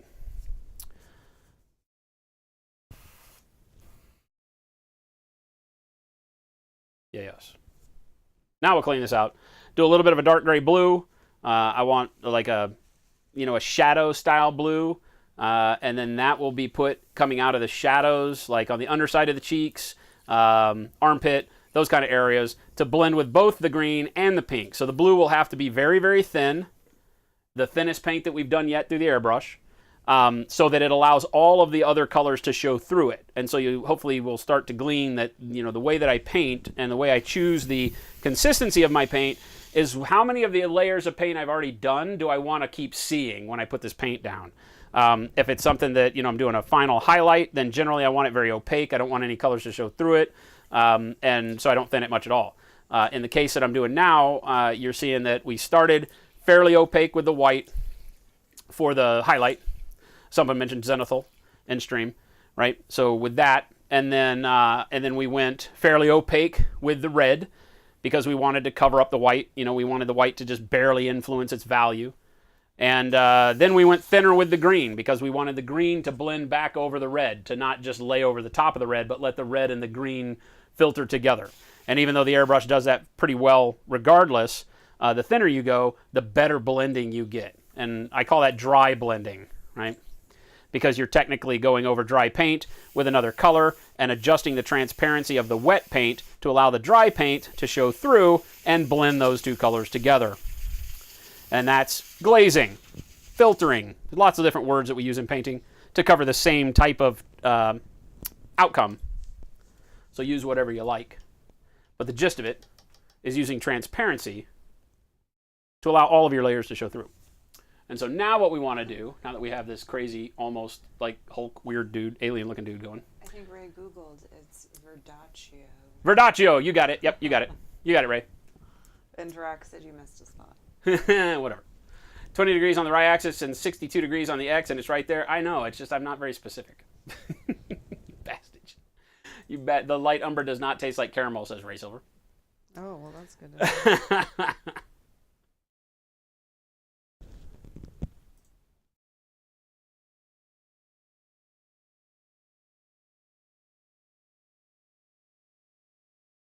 Maybe a separate way to have the camera take a screenshot every few minutes could help you get whip pics without having to remember. Click, click. I don't know. The video camera will take stills. I don't know. We don't keep memory cards and battery pack. Well, with battery pack doesn't matter. We don't keep memory cards in these cameras because we never record anything with them. So, but if I did that, maybe I could, because I think I can just reach up here and hit the button over on the side and take a snapshot, and then just pull the memory card out after every time and maybe do that. That's not a bad idea, actually. Mara, we're doing great, man. Good to see you. Zenithal highlighting is the phrase you were looking for. Great Templar says, yeah, I don't like the term zenithal, and a lot of people laugh at me. I don't know, words really get with me. The zenith is the highest or the furthest point of an object in orbit. So for us, it would always be 12 o'clock noon, right? Well, maybe not. There's certain times of the year where but at 12 o'clock, you're at the high spot in the sky. So zenithal priming, I just don't like the term. I get that that's what everybody uses. Just personally over the years, I just have never used it. I just call it pre-highlighting, and just picking a directional source. Here we've got our source coming from, his, whatever this would be, 2 o'clock on him, right? But yeah, everybody uses the term zenithal, and that's exactly, the same thing. There's nothing different about what I'm doing than that. It's a word thing with me. But perfectly fine to say that. Every photo would be from the same angle. Yeah, I'll just remember to take a picture. You guys will remind me, right? Har, har, hardy, har. Okay, so we're going to take some of our dark gray blue. Again, using our own Monument Pro Acrylic paints. I'm going to take some dark gray blue and I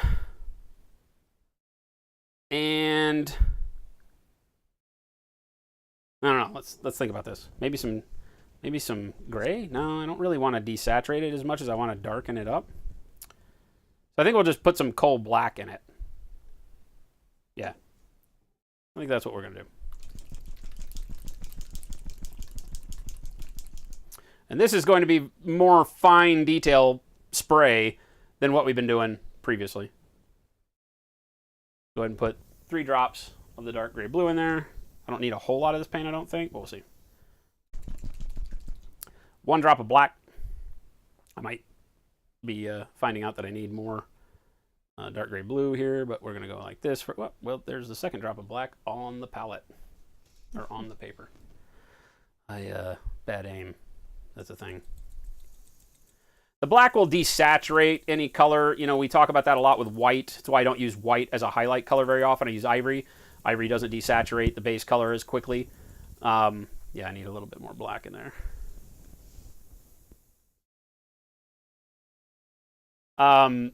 So same thing. Black will desaturate your color. It'll start to gray it out real quick. You'll lose your base hue and vibrancy very quickly. So you got to be a little careful, but I feel like this is pretty good. Still enough blue, I think, to accentuate the flesh tones that we put on after it. We'll keep that. I'm going to put in a little bit of flow improver. More than we did with the other colors, because like I said, I need this to be thinner. I'm probably half and half flow improver to paint right now.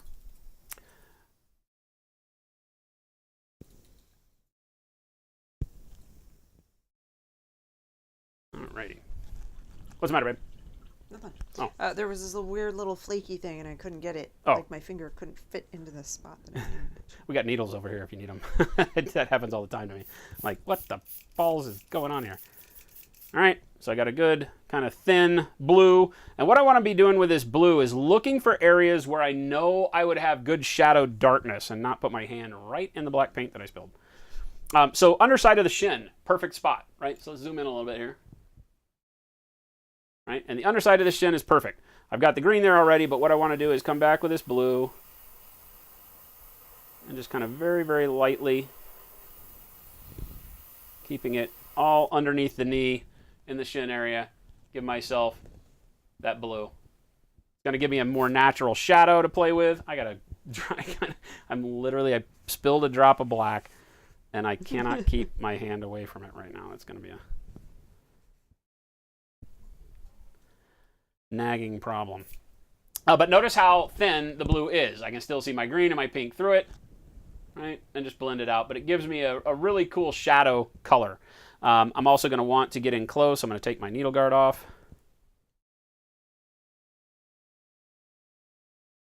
All right, I'm going to get in real close and get the inner thigh up in there.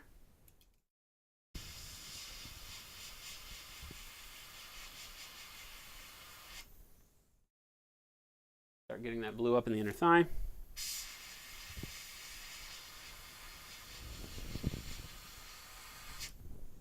Like so.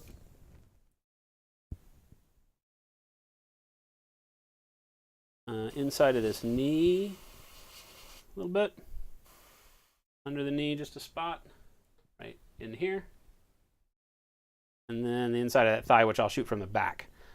This shin here has got this plate armor on it, but I'm just going to go ahead and feather a little bit underneath that plate right down in here. See? Making sure that I blend it, feather it out into the green just a little bit. Looks good. Inside of the foot, same thing. In between the toes. Right?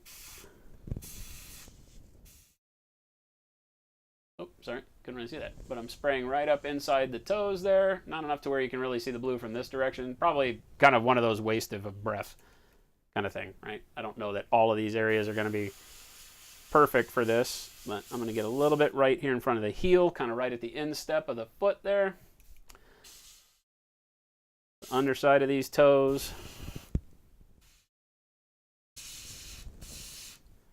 Inside as much as I can without... Hey, somebody likes us. I got that. Whack! What's going on? Whack Avatar. That's a great name. I have a whack Avatar. Be so hard on yourself. All right. We'll get up here along the belly as it goes up underneath the chainmail sleeve. Right up in the corner there. Right at the belly button. underside of the abs. I'm getting in real close so I can just kind of draw a line here with the airbrush. I'm not really feathering as much. I just want to catch that shadow underneath the abs like that. Again, distance to the model. Key here, same thing up here. I'm going to get in and just kind of draw a line of blue underneath the rib cage right there. And right along this band of leather, same thing where it pinches the skin, like so. Probably a little bit of shadow right along the waistline just to give it some contrast. That. And hopefully you guys are seeing how much the skin comes alive, and we're not even to the part where we're coloring the skin the actual color. Right? That's not part of what we're doing yet. I am going to bring a little bit of that blue right down the middle there. Give it that shadow line. And same thing up. Like that. Just right there, that kind of plus sign where the pinch of the model is to give it some shade there. It gets a little deeper right over here on this side. This is where the model's going to fight me because of the shape of the model. Right up underneath the leather and on the side of the abs coming down. Matter of fact, because this is away from our light source, I'm going to get the whole side of the ab there and just kind of pile a little bit more blue into this shadow as it goes over to his love handle, just to darken that up. Because I got to remember, my light's coming off of his left shoulder, so I'm probably going to want to pile in a little bit more blue where the chainmail shirt will give us some more shadow there.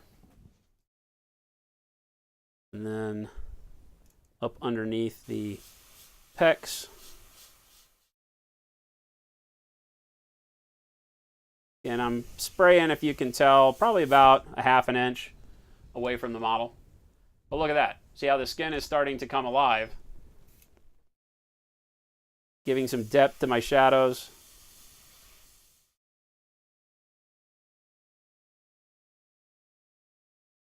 Still get my pinks, still get my greens.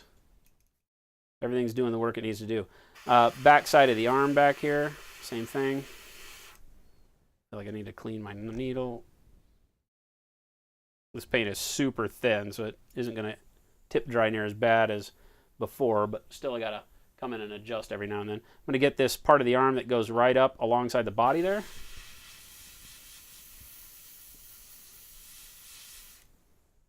So, get over here as we start getting into the underarm, right where the pec, the underarm pinch all come together, kind of feather that around, make it pretty dark. Right up in there.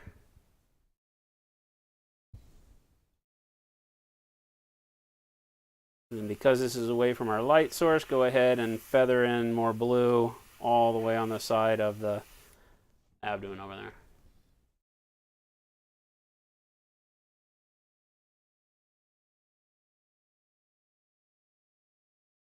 A little bit under the bicep there.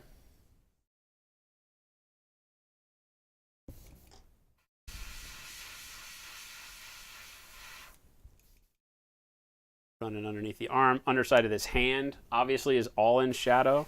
So I'm just going to kind of layer this blue up underneath there pretty aggressively.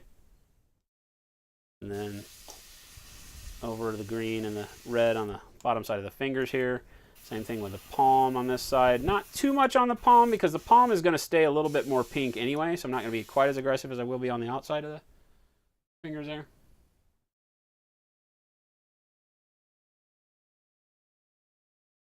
All right, that's looking pretty good. I'm going to need to get some up in that neck up in there somehow. Let's see if I can get it from this angle.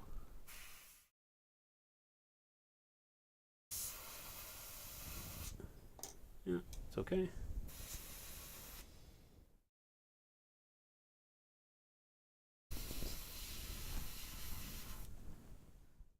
Coming out again of the underarm here. But again, I don't want to overtake that pink, right? The pink is what sells the liveliness of the skin. So you can't overdo the pink, which is why, again, we're running so thin. I'm going to get the laugh line and under the cheek here.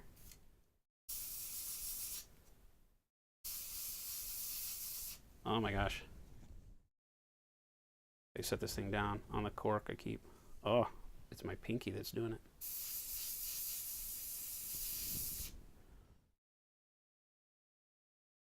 I'm going to bring that down into the bottom lip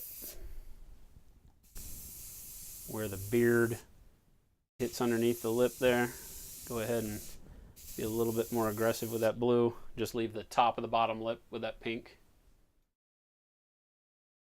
And again, right under the cheek and over that green. So, and then deep in the eye recess here.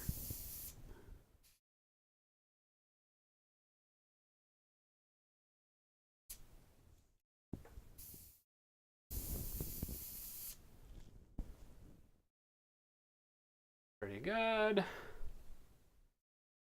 Do a little bit in the temple area. I don't think that's going to show through our skin. Maybe it will.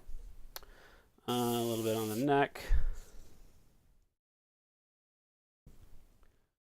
Turn around over here. You can see that nice blue fade up into our pink, up into our green, and we get all those colors in between, right? That really makes it all work for us. So right now it looks like a bruise because we're going to put the skin color over the top of this, and that's what's going to pull it all together. Right now you look at it and you're like, I mean, like it looks like he's just bruised real bad in some of those areas. A little bit in the temple for some shading. Again, when I'm doing this, I'm a 1/4 of an inch away from the model, and I'm barely pulling the trigger on the airbrush, right? We can, down here we've got a little bit of this pink. We can see just a little bit of blue coming out of that chainmail shirt on the clavicle. But not a lot of shadow here because, of course, this is our light source area. Hey, somebody likes us. Hey, Battle Cree, what's going on? Thank you so much for that follow. Welcome, everybody. Thank you so much for all the new follows.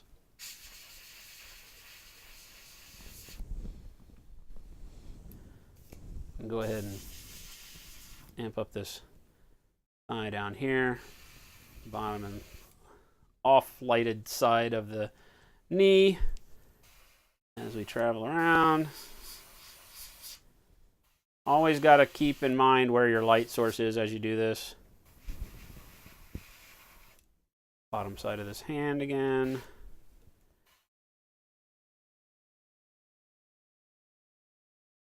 Underside of this arm.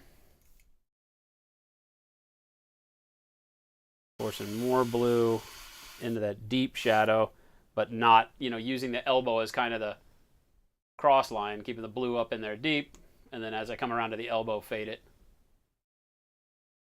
Same thing, this pinch of the underarm on the outside here is all skin. I don't have a lot of depth there, so I'm just going to get in real close. Sorry, it's probably hiding from you guys as I do this. Just get in there and get that pinch of the arm real quick with some blue. You can come out a little bit further along the bicep of the shoulder muscle and these creases out here. And then being, again, very aggressive under this muscle group on this side.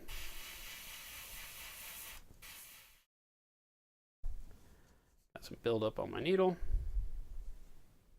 Can generally tell. Pull the trigger, don't get paint, don't squeeze harder. That's the rules.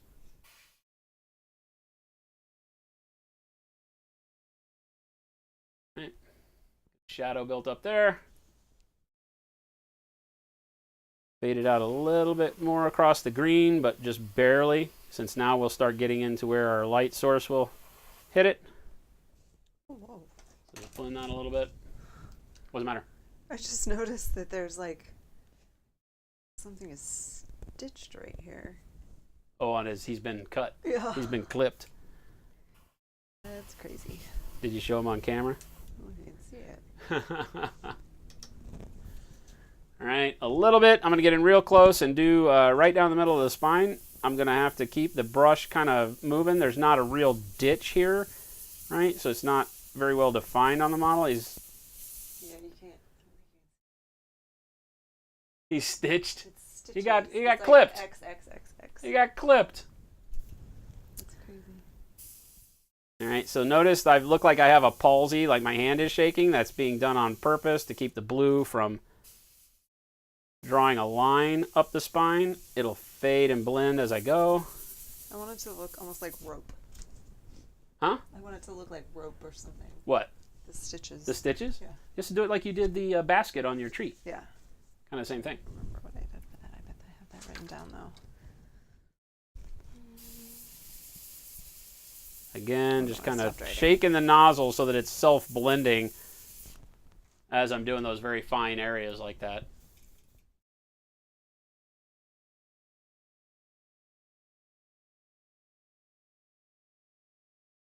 Pretty good. Punch some blue up into the shadows underneath the hair. Here, I can be a little bit free with I it. missed a bunch of questions here. I'll pause and answer or read you questions. World Leaders wants to know for the Forge World Bloodthirster using Pyrrole. I think if it's ours, Pyrrole Red as skin tone. What colors would you use for pre-shade skin tone? Pre-shade skin tones, like doing what I'm doing here, but looking for red skin. Is that what you're asking? Sounds like it. Is that what we're red, talking about? Red is the skin tone, so yes. What would you pre-shade? So purples and blues do really well on red. Red is one of those that's a little bit harder because you're going to have, if you want a true red flesh, you got to pile the red on as a flesh color pretty opaque, right? So red is one of the skin tones that I typically say don't worry about underpainting like what I'm showing you tonight. Paint it on after the fact and go for like blues and purples on the shadows. So you can start with a base layer of purple and it works great to set it up. We'll pull out the Creature Caster Lady of Strife, right? With some red flesh going on that we based with purple, right? And then over the top, we come back in with some bluish purple to glaze shadows in. So kind of doing the reverse of what we're doing, like glaze more bluish purple down underneath the breast, underneath the cheeks and such. Some brighter purple across the cheeks if you wanted to. You can do this. Underpainting is tough with red, like I said, because you don't necessarily get the same feel. You could, if you want to go with a very dark red and glaze it on. Because remember, if you go with like Pyrrole Red and you do it very thin, it's going to turn into pink very quickly over those colors that you put underneath it if you're not careful. But if you go with like our burnt red or even a mahogany and you underpaint in greens and purples and blues, like I'm doing on the giant, then you glaze a very deep red over those and let them shine through, and then just go back and use your brighter red as a highlight color. You can get some really, really cool effects, but it does give you a much deeper effect than if you want like real, like red demon flesh, right? Whack Avatar, yep, we use all of our own paints. They're the Pro Crow line. And you can get them by typing !store and going to creaturecaster.com. which someone did. And then the additives for the airbrush is just Flow Improver. That's all I'm using is Flow Improver. Vallejo from Flow Improver. Depending on where you're at, that's not always the best or most recommended thing to do. If you're in a very humid climate, Flow Improver sometimes will cause your paint to never dry. So be aware of that. Yeah. Yeah, it can cause your, not to never dry, but it'll seem like never is when you paint with acrylics. Hairdo set Dep's fingers waiting for order just placed. Just FYI, Monday is a holiday, so it won't go out till Tuesday. Oh, Monday's a holiday? It's Martin Luther King Day. We just had lots of holidays. There's no mail on Monday. So We it'll just go out had lots of Tuesday. holidays. Kev Rob wants to know what the dimensions of the plinth you sent Kenny for Krampus.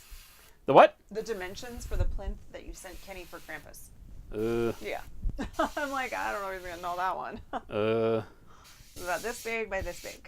It might have been like 3 by 3 by 2-ish, maybe? That sound like a thing? I don't know. Why are you asking me these hard questions, man? Why, did you win that model? I don't remember who won it, but are you trying to make shelf space for it or something? I think I got everything else.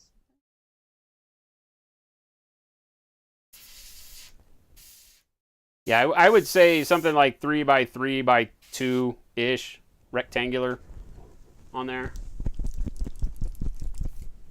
Something like that. Something. And yes, this seems to be a neutered angel. Where's Peter when you need him? Hey, Peter. Peter's usually hanging out. Peter's the guy that knows. Peter's the guy with the details. What about whether or not this is neutered? Yeah. Oh. Whether that was a story or whether that's something else. But I feel like that's the story. Seems like it's the story. It's like one of those Easter eggs that the sculptor threw in there. Yeah. Right? Yeah, that guy's been clipped. Like Lord Varys. Uh-oh, look out. I'm going to do a little bit of blue right along the chainmail sleeve as it comes down on the what would be the shadow side of it. Not so much as I go up the side here, except for right by the strap, and then just a little bit down here by the love handle. Now I got to do a very fine line if I can. Let me clean my needle real quick before we try to get in here and do this. That's true. You can't have plague angels just reproducing willy-nilly. That's true, man. You got to control them somehow. I need to get in here and go right in along this strap. So let's do that real quick. Oh, he said, nope, I didn't win it, but I bought one and need a plinth. Oh, cool.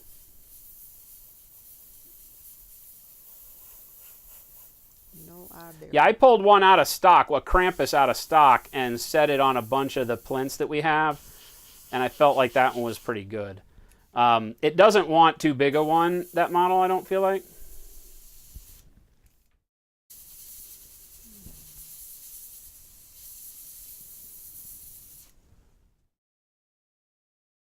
That shadow underneath the leather strap there. Not worried about up on top.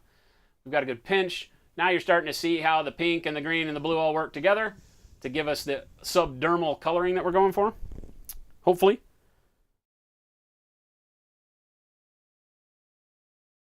We're getting close to being ready for just skin tones. I'm going to throw some blue up in the shadows again of the hair area there.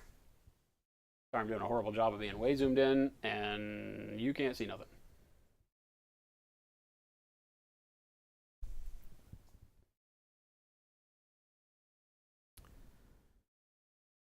I needed to get the inner thigh over here.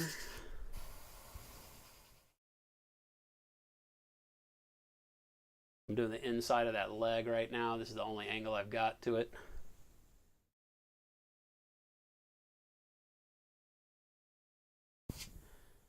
It looks pretty decent.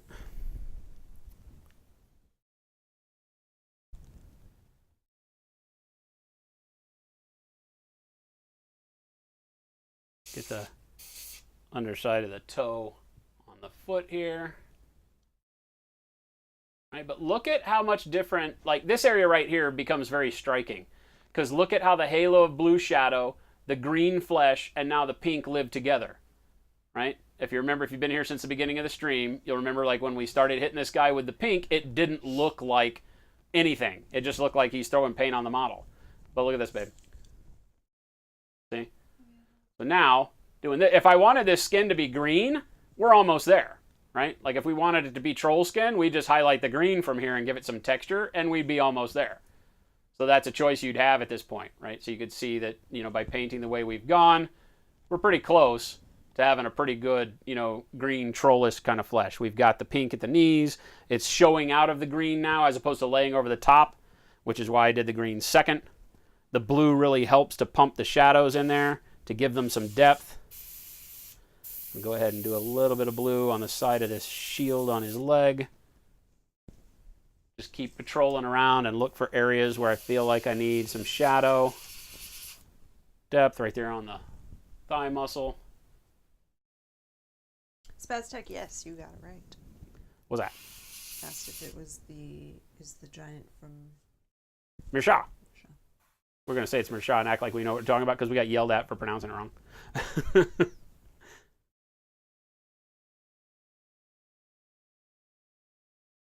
And because I'm the guy that says, you know, I find words very important, yes. I'm going to go ahead and say that Mirsha because somebody told me that's what it is or something like that, right? It's like the Gaelic kind of pronunciation. A lot of this stuff is, you know, kind of that Nordic Gaelic mythos in the Darklands game.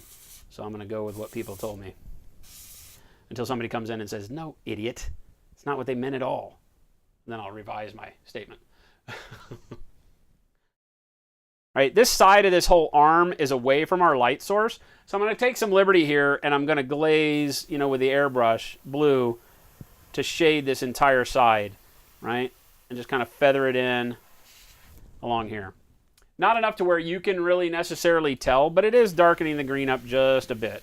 I'm sure it's on. I just talk really quiet. I mumble. Since we taught Jen that painting is cool, she's like, yeah. she gets very zoned in. Like she is the queen Yep. of the tunnel vision when she's painting, which is awesome. She's turning out really, really amazing work. But we kind of lost her on stream. I have to specifically stop every once in a while and just take a minute and read chat. Same thing around here. I'm going to put a little bit more blue on this area of the chest where we've got the hair dangling down. But I'm thinking we're pretty good now. Maybe a little bit, kind of like maybe a little bit on this side of the nose. Again, taking liberties because we are away from our light source on this side of the nose and upper jaw. Throw a little bit more shading in there. Let's take some time and peruse what we got going on and make sure that everybody's following along and understanding what it is crazy Uncle Jason is doing. All right. So we started this off just with the pre-highlight white over black primer that you see on all the spots of armor that we haven't painted anything on yet, the leather, we haven't done anything there. Then we went in with this pinkish color, which was our dark gray blue, pyrrole red, and purple mixed together. Equal parts of each. I think we wound up with 3 drops, 3 drops, 3 drops. That gave me that blood under the skin color. And I went directly over our pre-highlight with that and snuck it into all the areas that I know I want to see flush skin.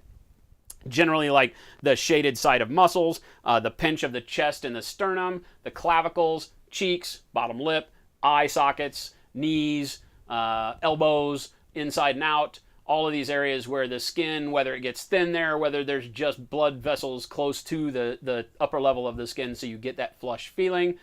Anywhere where there's bent digits, like you'll notice, like if you look at your own hand, right? If you're just sitting like this, really the inside of your palm and area there isn't as pink until then you start clenching it and look at all of the red that builds up at the inside there around that finger because the pressure is pushing all those blood vessels to the surface, getting all that blood up in there. And so now, right, so if you're holding a weapon tightly like you're going to war, then you're going to have that pink build up around where you're really clutching that weapon. So we've got it there, right? Knees, the knees are bent, whatever you call these backward bird leg things, right? Back of the arm, elbow, obviously the spine, and anywhere these muscle groups pinch together, bent knee, whatever you call that bird leg thing. I never know. He's got 3 knees, 4 knees. I don't know what he's got. He's got a lot of knees. All right, bingo. So that's why that's the reason why we're painting the way we are and how we got to where we're sitting right now. Right? And this alone, you could take what I've done here now after the blood under the skin kind of purple mix that we made. We went over it with a green. The green was just, I think, 4 drops of camo green. And let me close this top. I did not close. In a gin.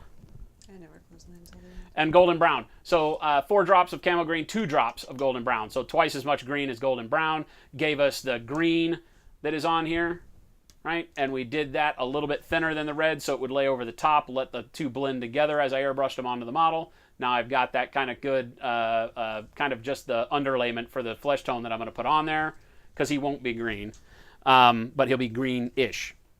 So that was the green.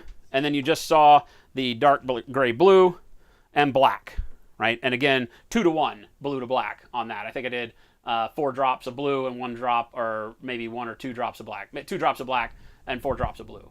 So 2 to 1 blue to black on that. And that we ran really, really thin so that it didn't look very blue. It just gives us this cool shadow color that is not black.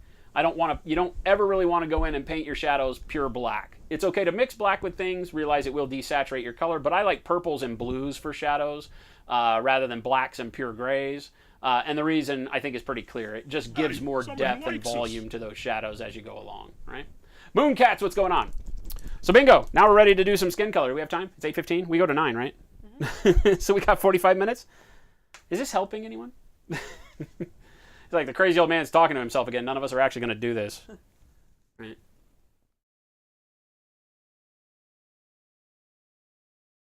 What kind of paints do you use? Yeah, we did that. Assassin Red, what's going on, man? Good to see you. That's twice this week, man.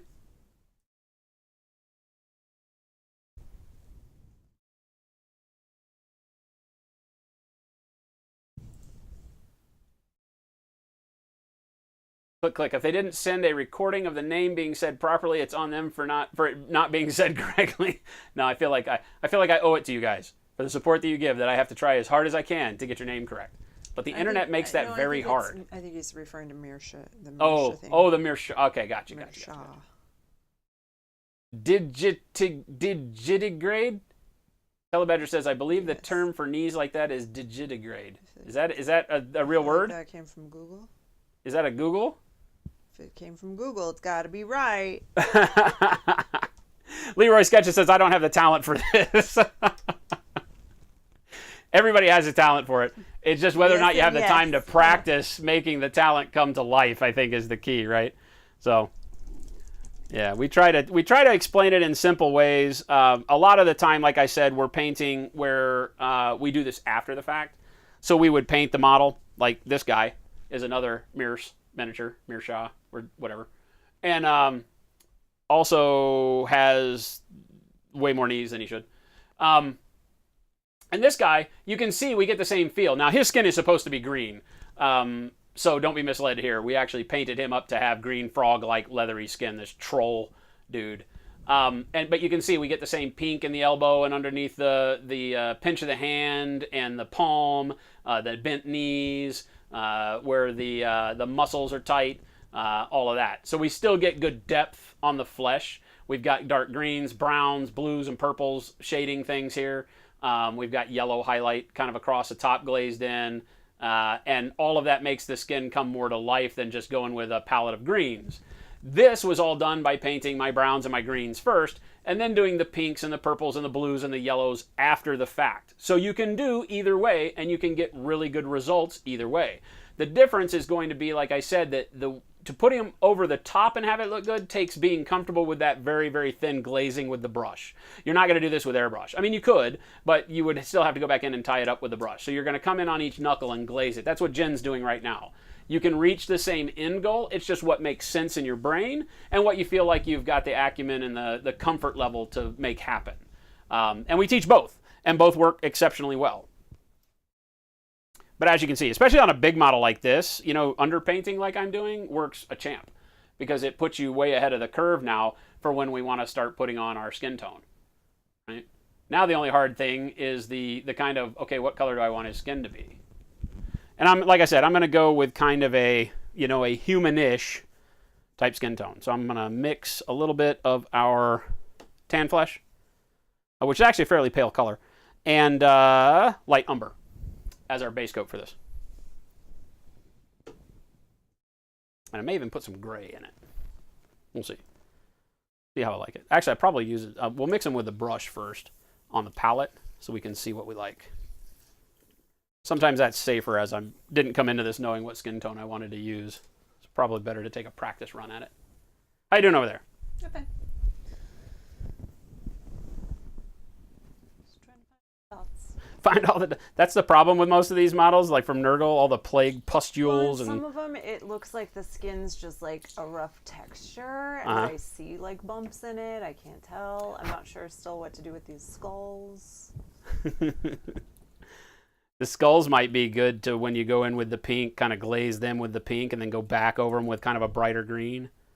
So it is, like you said, like soul faces pushing up through the skin almost, rather than being actual skulls stuck to his arm, which doesn't seem to make sense. But it's, it's a plague angel, so I don't know that making sense is what it's supposed to do. Like right here. Well, that's maybe not a good spot. Like right in here. So right here. Mm-hmm. Where it gets to that stony, kind of craggy looking stuff. Yeah, like, no, but I mean like right.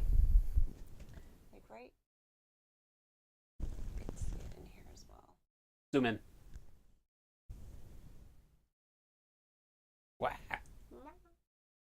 Wow. Okay. Like right.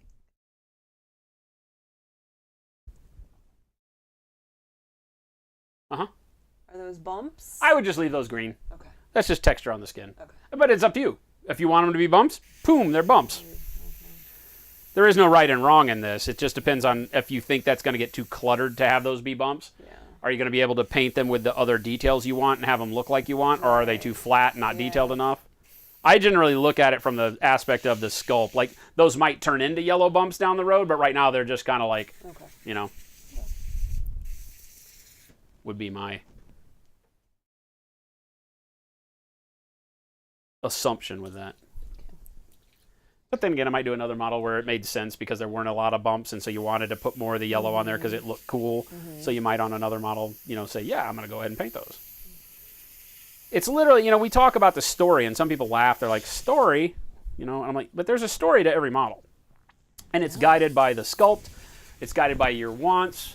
It's kind of guided by where you go with your painting, right? The story changes as you paint a model. You find a color that you really like. Heck, you might be following along and doing something like what I'm doing with the underpainting of the flesh, and you might say to yourself, or you might go out and do it, you know, this next week, pick up a model and say, hey, you know what, I'm going to try what Fuse did, and I'm going to underpaint a model, and you might get to a stage like this and say, you know what, I'm going to leave this guy green fleshed, because I think that looks like it would be great kind of orc flesh, right? Somebody was asking the other day, you know, how you could do green orc flesh. It's just such a weird, there it is right there. Oh, the stitches on his ball sack. Oh my gosh. Creature caster coming through with the wind. Right? But you might do something like this as your orc flesh. At which point in time, when you see what I do next with the flesh tone, we're going to put the flesh tone that we're about to spray over everything. So it's going to go over the shadows, over the pinks, over the greens, over the blues, everything. So if you were going to keep this green, I would go back with the green again and very, very thin like we did the blue, glaze it over everything. So the green sat flat over all of the purples, the pinks, the greens, the blues, everything, and drew them all together as that top layer of skin. Because that's what we're missing right now. We still have, you know, the pink sitting on an island unto itself sometimes, the blue's a little bit too blue, the green's a little bit too green. So when we put the skin tone over it, we just want those to influence it. So our flesh tone will go over very thin at first, and then we'll start building up where we need it. But we need it to be the color of skin that you want over everything, including the shadows, okay? So for that reason, too, you don't want to go with too bright of a skin color at first, because if you do, you're going to push that into the shadows to give it that layered look, and it's going to brighten your shadows up perhaps too much. So you still want to start with a darker flesh tone than you wanted. So, you know, if you were going to do blue flesh over this, I'm not saying these are the right colors to do blue skin with, but you would start with a darker blue rather than a bright blue if you wanted the bright blue skin. Since we want more of a Caucasian skin tone, that's why we're going to mix our skin tone with the light umber and the flesh. It'll be more light umber than flesh at first, and then we'll keep adding more flesh to work up to our highlights. And you shall see how this works.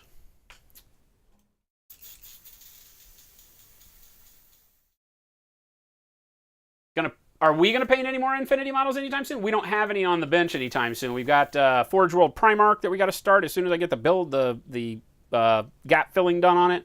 What else do we have that we got to do? Finishing up another Forge World Primarch. Some more Creature Caster stuff is on the way. Some really, really amazing new releases from us on the way that I am super psyched about. So, but no Infinity on the table. I just finished up all of the Nomads and Panos stuff and got it sent out to one of our viewers a while back. It's been about a month ago. So we did all the final detailing on those. 1, 2, 3, 4. Let's go 5, 6. 6 drops of light umber. That may be way too much, but whatever. Whatever. I tend to not mix very much paint in the cup. I don't like wasting it, but because this is going to be the color we're using from here on out, I'm okay with mixing more just to get to where I got the flexibility of seeing the colors I want in the cup. Now we put 6 drops of the light umber in there. So with the tan flesh, I'm probably going to want to start with 2, right? So let's do 3 to 1, basically. Right? So let's go 1, 2. We may amp that up to a little bit more, but I want to see how bright that makes the light umber first. And I feel like that's pretty good, right? Because I still want it to be very, very dark as far as how it compares to where I'm going. I feel like this is pretty good. And I'm going to run this like dirty water glaze thin as well.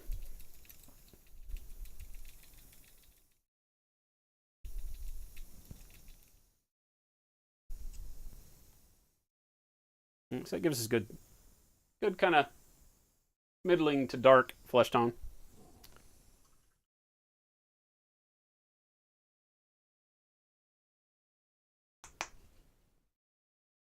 All right, I'm gonna float it in flow improver, like probably as much flow improver as there is paint in there, so that I get it to very, very transparent. So I can spray it and have all of my greens and purples and blues and all the colors that I got on the model so far show through that. And I'm going to test this on the model, obviously, to make sure that it's not too bright. Because as I'm mixing it right now, it still looks like it might be too bright. I might want to put like a drop of, almost a drop of black in it, I'm thinking. But I'm gonna wait. We're going to, right, this is how thin it is. You can see it's barely building up any color on my hand there. And let's just try on this outside foot and see what we get. It's a small area if we don't like it and have to repaint it or something, right? I'm going to come in and start very lightly glazing this over the whole foot. Let me zoom in so you guys can see this color change as it's happening.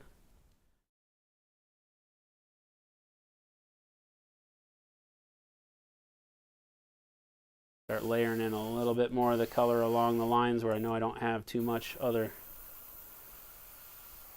need over the tops of the knuckles. Right. And bingo, we start to get our flesh color.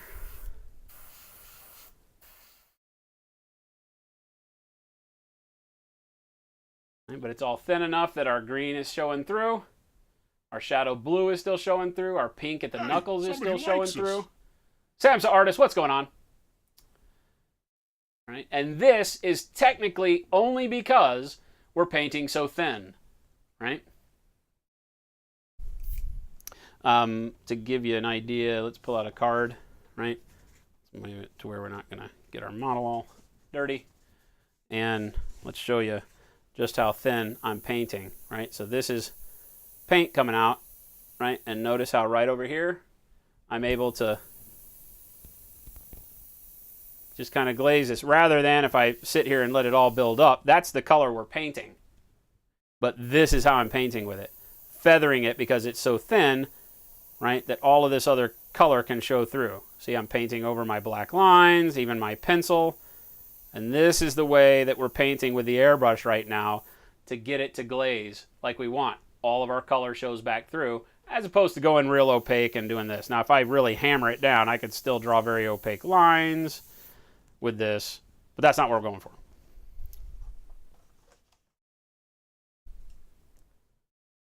All right. So I'm going to keep going because I like the color. Going on this thigh now. Going to build up more color where I know our light is. So right over the thigh side here. And then to feather it back into the shadow.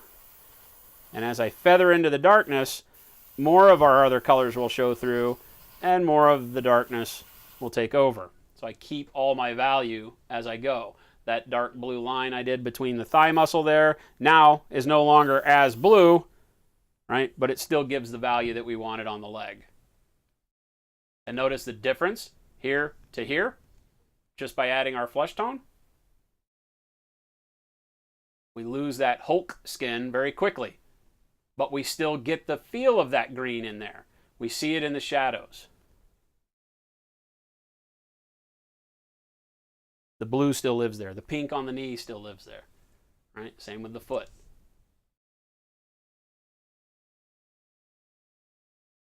Do this thigh over here.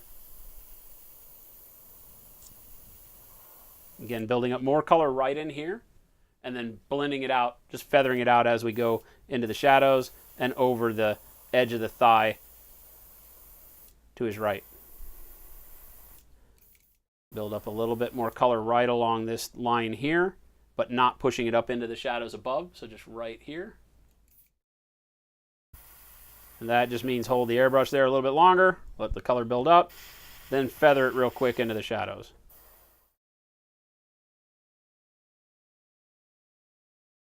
And feather, as a technical term as I'm using it, just means don't leave the airbrush pointing there very long, right? So if I want to build up color on top, I'm going to let the airbrush kind of sit up here, pointing in that same area of the top of the thigh until I see the color build up the way I like it. Feel like I've got some drying on my needle probably here.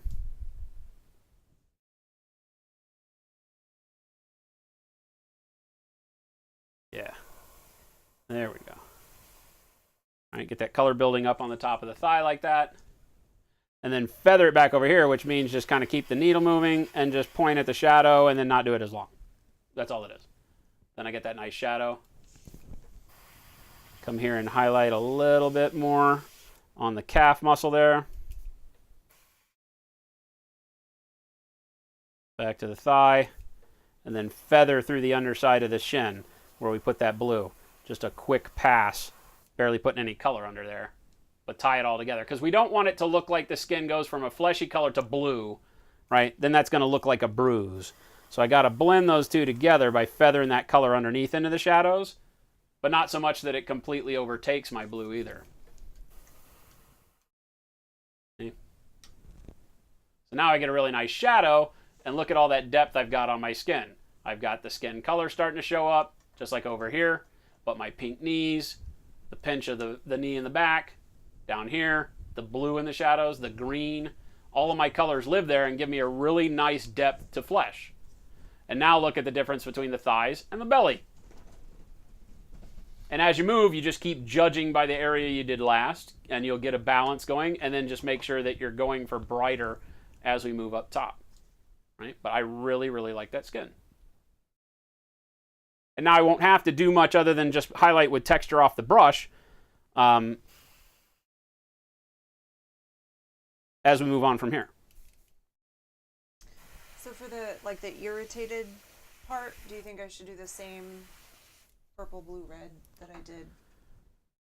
I would probably go a little more pink to make it look itchy. Okay. You know, it's not necessarily, when you want to go for irritation, think of it as being on top of the skin almost, as opposed to that pink you were doing needs to feel like it's under the skin. Okay. So it's a little darker because the skin color's on top of it. This one is almost like, like a zit on top of the skin is going to be a little bit brighter than, the pink under the flesh. So what?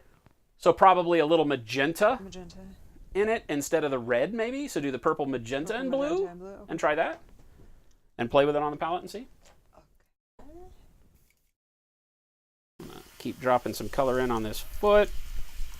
Again, feathering as I go back to the heel, the pink and shadow of the heel in there I don't want to lose. World eaters would like to know, should one detail the surface veins in a color to highlight them? Sometimes you can go back and glaze them. I'll go back and glaze them in blues and such at the end. You could have, if I wanted to take the time, before I did all this, I could have painted them before I put the skin color on. And probably would have been smart. But I wanted to make sure that on the stream time that we've got, I'm showing you how the skin is going to lay over the underpainting. But yeah, on a model like this that actually down low and on the side of the arm here has that vein really popping, or artery, I might show that as, painting it in a purple first and then layer this over the top. As it is, I'll go back and glaze it with a purple later and then, come back with some skin tone over the top of it.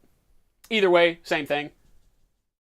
You can save yourself some time by painting it with the brush and then going over it with the airbrush like we're doing now. Same for any texture. We talked about that a little bit last night. If you had texture to the skin that you wanted to add in, you could put that texture on with a brush before doing this stage with the airbrush, and that would work just as good, if not better, than trying to do it after. But I'm trying to make sure that I can show you guys the kind of coloring that we're going to get out of this guy before the stream ends here in a few minutes. So we're piling this color on here like so. Right. Up here on the belly, clean my needle. Paint is drying very quick tonight. Griffin Numbers wants to know, when choosing the skin colors, do you want to paint in colors that will complement the clothes and details or contrast them? Depends. That goes back into talking about like the story that you're trying to tell, right? Like how do you want the end model to look? There's reasons why you would have like a very dark skinned character in a black robe, and so it's very monochromatic at the end of the day. There's times where you want very bright heraldry on, you know, dark skin and red cloak and bright gold armor. Tells a good story. So it all depends on what you're trying to do. Like on this guy, because it's a giant and, you know, we've got this kind of muted, beat up leather and armor and stuff, all of my palette is going to be kind of muddy, right? So you can see how my skin is you know, kind of coming alive. I really like how this belly looks, right, like it is, right? With you could get the green moving into the blue shadow, but we get our skin tone and then blue shadow over here, so we're nailing it. You know, but then I won't go very bright silver on my armor because I want it to look dreary, maybe a little rusty. I'll probably go dark leathers instead of bright leathers. It probably won't be a whole lot of bright colors. The patchwork of the leather, if I have any red or yellow, it'll be really muted, dirty, just because that's the story I want to tell. Like this guy's stomping through the mud and, you know, think Monty Python and the Holy Grail, dirty, muddy, you know, civilians kind of thing is probably where we would want it. But again, you might be doing a Space Marine in, you know, March, you know, heraldry detail, and you want it super clean. And so having those bright colors shine out against one another can tell a really good story too. So there's multiple ways that all those things work together. World Eaters, how many models have I painted to know as much as I do? Well, I've been doing this off and on for 39 years. I've painted more models than I care to tell you guys about. But, you know, I learn every day. You know, like doing what we're doing today and mixing this color and doing it with our monument paints for the first time, painting this way for you guys. I'm seeing things happen that are really bitching, and I'll just stick them in my memory and they'll just become part of what I do, right? So a lot of times, like I'm telling Jen, a lot of times it's just play. We're doing fun stuff. Play. You know, play around with the colors on the palette. See if you see something that just strikes you as being like, oh my gosh, you know, because sometimes we're sitting here mixing on the palette. Right? And we'll come out with some color that's just crazy, you know, that I didn't even think about. Like I'm showing you how to make a color brighter, but I'm not thinking about the color I'm using as the base color. And as I'm going, yeah, you just add this, you do this, you get this color. And then eventually I look down and I go, oh, wow, that looks bitchin'. You know, like somebody the other day was asking about jade to red, and we did this jade to burnt red kind of blend here. And I'm like, that's freaking cool. So I'm trying to find a way to use that, you know. But that's not something that you know, I've had in my memory. You know, it's just you run across the ability to kind of be fearless, have fun, and come up with all sorts of really, really cool, you know, colors and uses for them. It's the technique. It's this paint colors underneath your actual skin color to get really cool transitions like this and make your skin feel alive from the get-go. Like this looks better than any triad of color you will tell me of. Like, I'm going to do my color, and I'm going to start with a dark green and a mid-tone green, or a dark green and then a mid-green and then a mid-light and then a light green. It's going to be great. And I'll be like, those colors are going to look great. But if you don't do something like this, they're going to look flat, right? So whether you underpaint or overpaint with glazing to get that life back into it, do it. It's that technique that changes how all the colors you come up with can act on your models and gives you a much larger palette to work with so that your models can all look different very easily. It's what we talk about when we say if you want to paint an army fast, there's still really good quick ways to do like the underpainting, the pre-highlighting that helps all of your colors do more for you and doesn't really cost you any more time, but sets the model up for greatness later on down the road, as opposed to just slapping paint on it, put it on the table, play with it, and then not be happy with your army. Do the pre-highlighting. You know, then drop a couple colors on it. Let the pre-highlight give you the look like you have more color on your model because it gives you the values of color that you were going for, but doesn't preclude you from then later on coming back to the model and adding more details and more highlights and more techniques and things like that. Right? Make sense? Thug Life navel tattoo right here. Thug Life.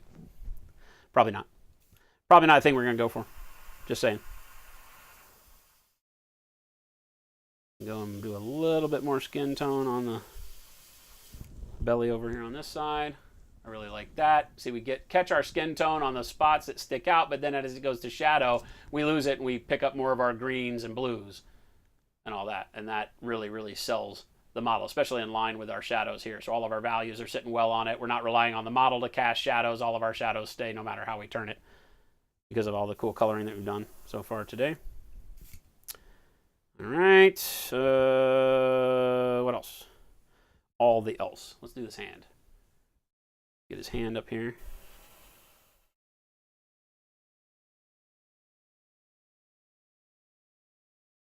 And this is our light sources up here, right? Off of this shoulder. So we can go a little bit brighter with the skin tone here.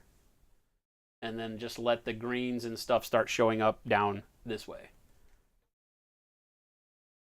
So I'll keep feathering the brush by keeping this movement, this kind of jerky movement that I'm using. But I'm always coming back to this area right here on the outside of the hand to push more flesh tone on there. And then let it drop into this cool, see more of my pinks, more of my greens, and all that as I get out towards the knuckles and the inside of the hand there where that shadow starts to fall.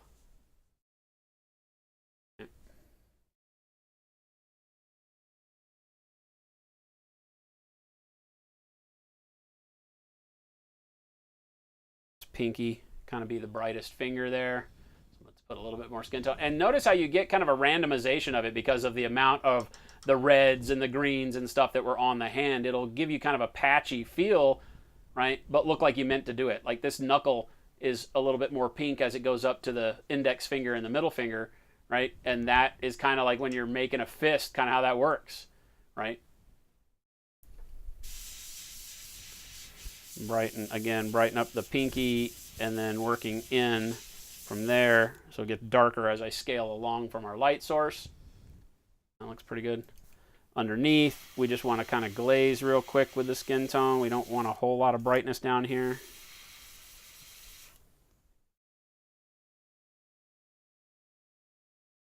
That. And it's starting to look pretty good. And I'm going to do a pass and then I'll come back and reevaluate, right? So I'm not going to try to make everything look perfect in the first pass because I got to let my paint set up. You know, if this starts to dull down and I lose some of my skin tone where I want it, I'll come back and push more onto it later. I'm not trying to make it perfect right out of the gates. All right, let's do this guy's head real quick. Back out just a little bit. Do the head in this area in here. I'll start right at the forehead where I can get more of my color built up because that's going to be the brightest spot. So just kind of working circular, making sure I let the green kind of stay visible as it moves into the hairline, right?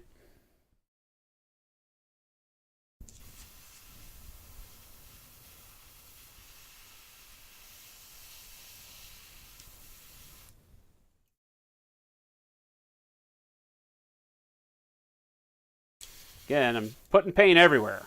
There's nothing that I'm not painting. You can tell by the fact that the skin color is getting all over the beard here, right?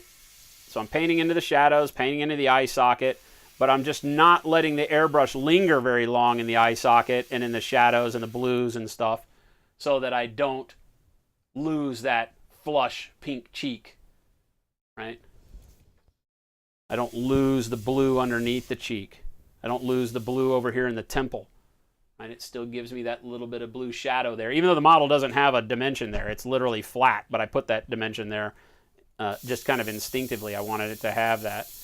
Get the top of the ear, pile a little bit more color on the top of the ear, and then not linger very long on the inside of the ear. Right.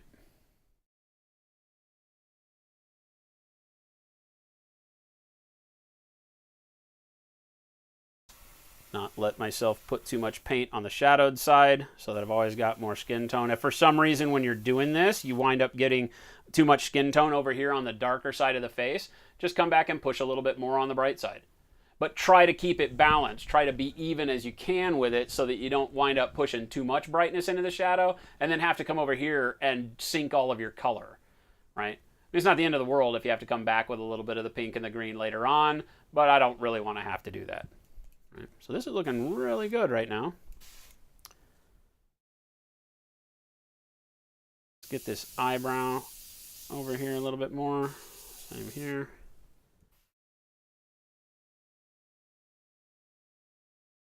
A little bit more in the shadow, but again, keeping it dull. Same thing down here along the laugh line and into our shadows, just enough to make sure that it feels like it's the same color skin and not a bruise. but keep it darker. Like so. Probably get rid of a little bit of that flush color on his right cheek. Down a little bit. So it doesn't look like he's wearing makeup. But he is yelling. So it causes a lot of blood to go right into the pinch of the face there. So I'm not super worried about it. I kind of like that.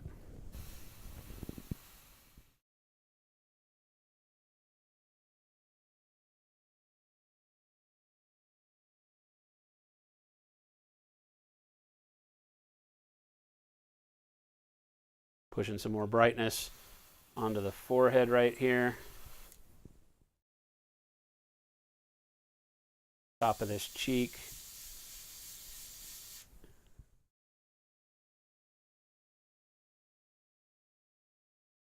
Top of the ear again.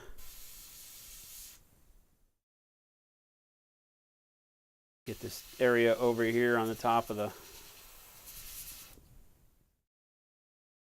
shoulder. The hair is shadowing it, so we don't want to push too much brightness up underneath the hair. But again, we can't leave anything just being, green by itself or blue by itself. We got to push a little bit of color up under there. But we let those shadows exist the way they need to. He's got a collar on, so we're not going to mess with that.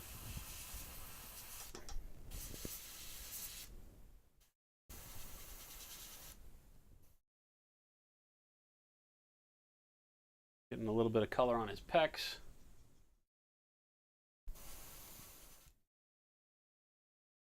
Again, build up a little bit of brightness to the right, and then let it go into that green shadow pretty quick, right? That's going to give us a really good feel on the chest there. Now do a little bit of skin tone from the top, right there. Catch that part of the abs. Goes down. There's a little bit too much green, like right there. I'm going to get in there and kind of see if I can't highlight that a little bit. Again, always keeping the airbrush moving. I'm never drawing lines. I'm always blending these flesh tones as I go. Get the shoulder.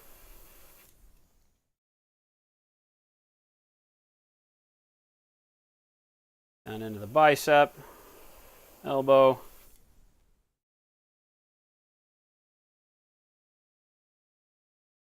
Highlight that bicep a little bit, right up over the top of this band. But this whole side is in shadow, so we just want to barely glaze this skin tone in so that all of that darkness stays this line up in here and into the neck. Right?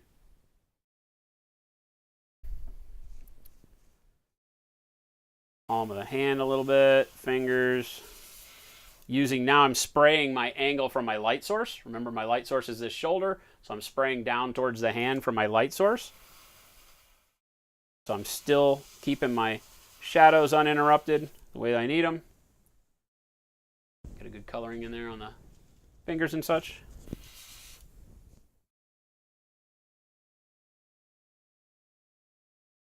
Just enough color up underneath so that it doesn't look like blue flesh.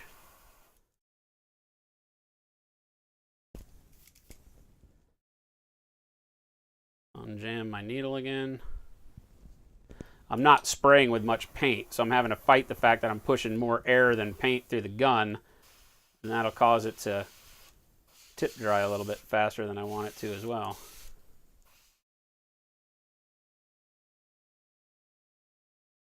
Again, just keep feathering into my shadows here. So you get the feel that all of that is the same color, but much darker down there.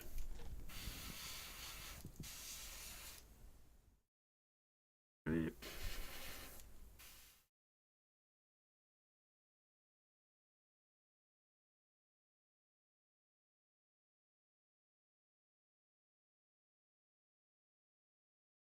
To match this shoulder better to his forehead. His forehead's got a good amount of flesh tone on it, and I like it, but I got to make sure this shoulder doesn't seem out of place.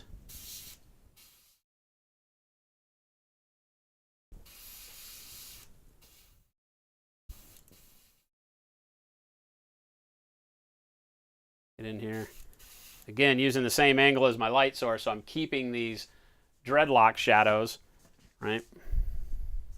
as best I can. It's very hard to pick this guy up from this angle because of that damn hammer, right? So keeping the shadows from the dreadlocks are in there very nicely, but my flesh tone is sitting in between there the way I want it to. That's playing very nice. Again, let's back out a little bit. Right. So our light source is this way. So again, we just kind of want to hit our green from the direction of our light source,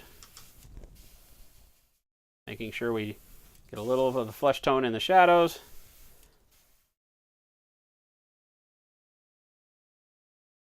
Cover the pink, cover the green, cover the blue. Make sure we cover all the colors. But always come back to those high areas of green, and that's where you want your flesh tone. That's where I want the flesh tone in this guy to live. Right?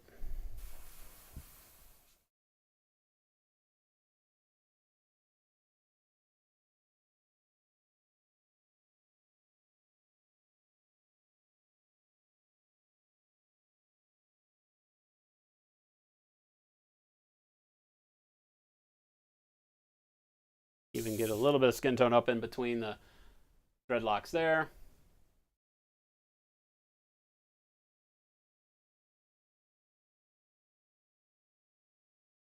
Sorry if you're asking questions. Give me just a second. I want to pay attention. No, I didn't even look. I'm just like so in depth here that I don't want to miss anything. I'm not trying to not pay attention to people tonight. Sorry. We're just doing something that takes a... Because you already answered the question about how many have you painted to know how all this stuff. Too many. This is also stuff that, you know, you can glean. I didn't really ever take formal art classes. So for me, it's more just, you know, people telling me, oh yeah, you know, like that's exactly how canvas painters painted, you know, because they would paint green underneath and the skin, and it would give a much more lifelike skin color.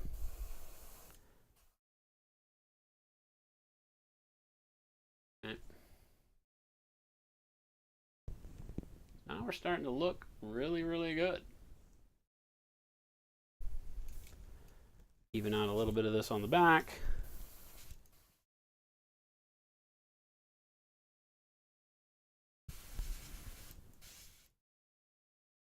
Again, just making sure I don't have any areas that feel too green, too blue, too pink.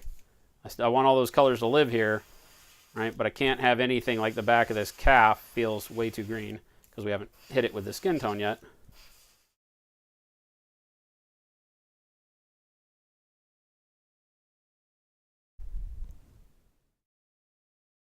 But that's all I'm doing right now.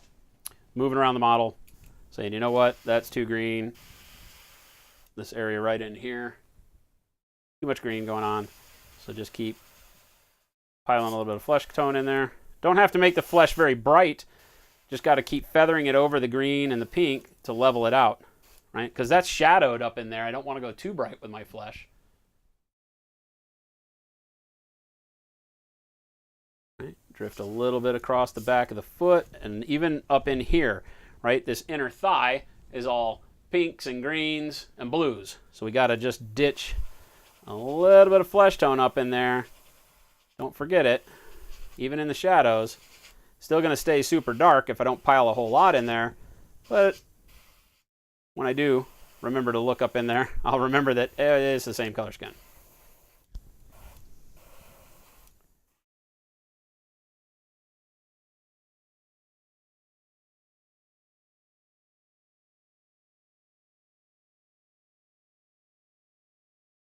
Even the back side of this hand, even though it's going to be mostly in shadow, a little bit too much green right there. So just feather in some skin tone. Even the smallest amount of skin tone will change these colors from being their natural hue, greens, pinks, blues, and shift them into, oh yeah, I can see that those are supposed to live on this guy's body.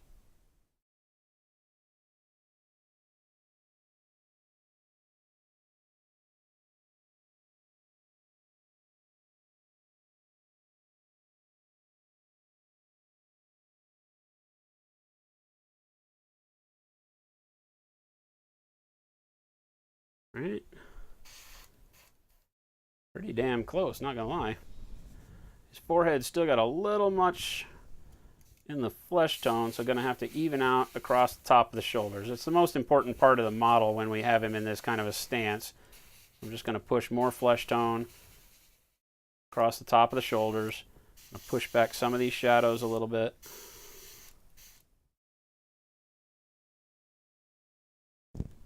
Clean my needle again real quick.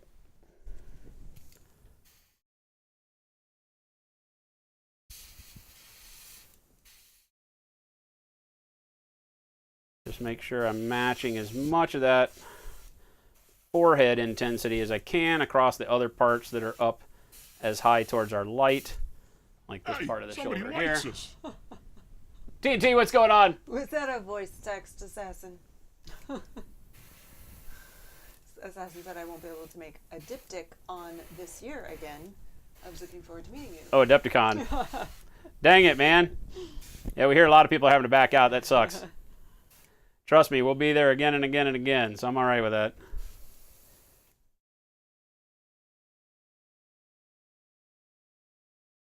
All dried up. What's the matter? My paint's all dried up. Dun, dun, dun. Palette. A mix that you made? Yes. That's the worst. Sit for a minute. That's the worst. Awesome. TNTJ Perrick was sent here by a friend, the Lily. Oh, the Laley, thanks. Lily. Awesome. Glad you can make it. We have been working tonight on doing this giant and kind of teaching the wonderful world of underpainting to achieve some amazing skin tones. So that's where we're at right now. We've got some pretty cool stuff going on here. I'm very, very pleased with this right now. I'm digging it a lot. I probably want to let this set up, and then I'm going to come back over the back and amplify a little bit of the skin tone on here. Can already see some spots that I want to do this. Like, just let's zoom in so you guys can see the detail of what I'm doing. I'm going to get this muscle group here just a little bit brighter, so I'm going to get in close. Ray Silver said I won't make a Defticon, but that's because I'm either moving to Arizona or buying a fifth wheel and visiting Arizona for a while. Yep, he said he was going to try to go live on the road. He and his kids have decided that's what they want to do. So get this muscle group up Someday here. We'll do that too.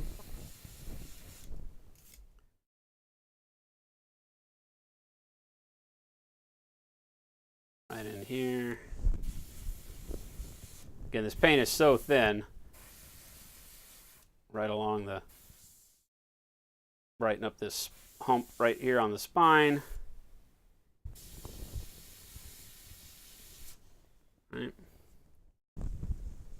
Bringing a little bit more skin tone, but still not overtaking. I've still got my shadows where my blues and my pinks were, the pinch of the flesh, but all of it is filtered by this skin tone. Even up in here where I've got this real deep shadow, I brought the skin tone in enough to where it's not just turning from skin tone to blue. It gradually goes into shadow and sells it as, yeah, it's not bruised skin.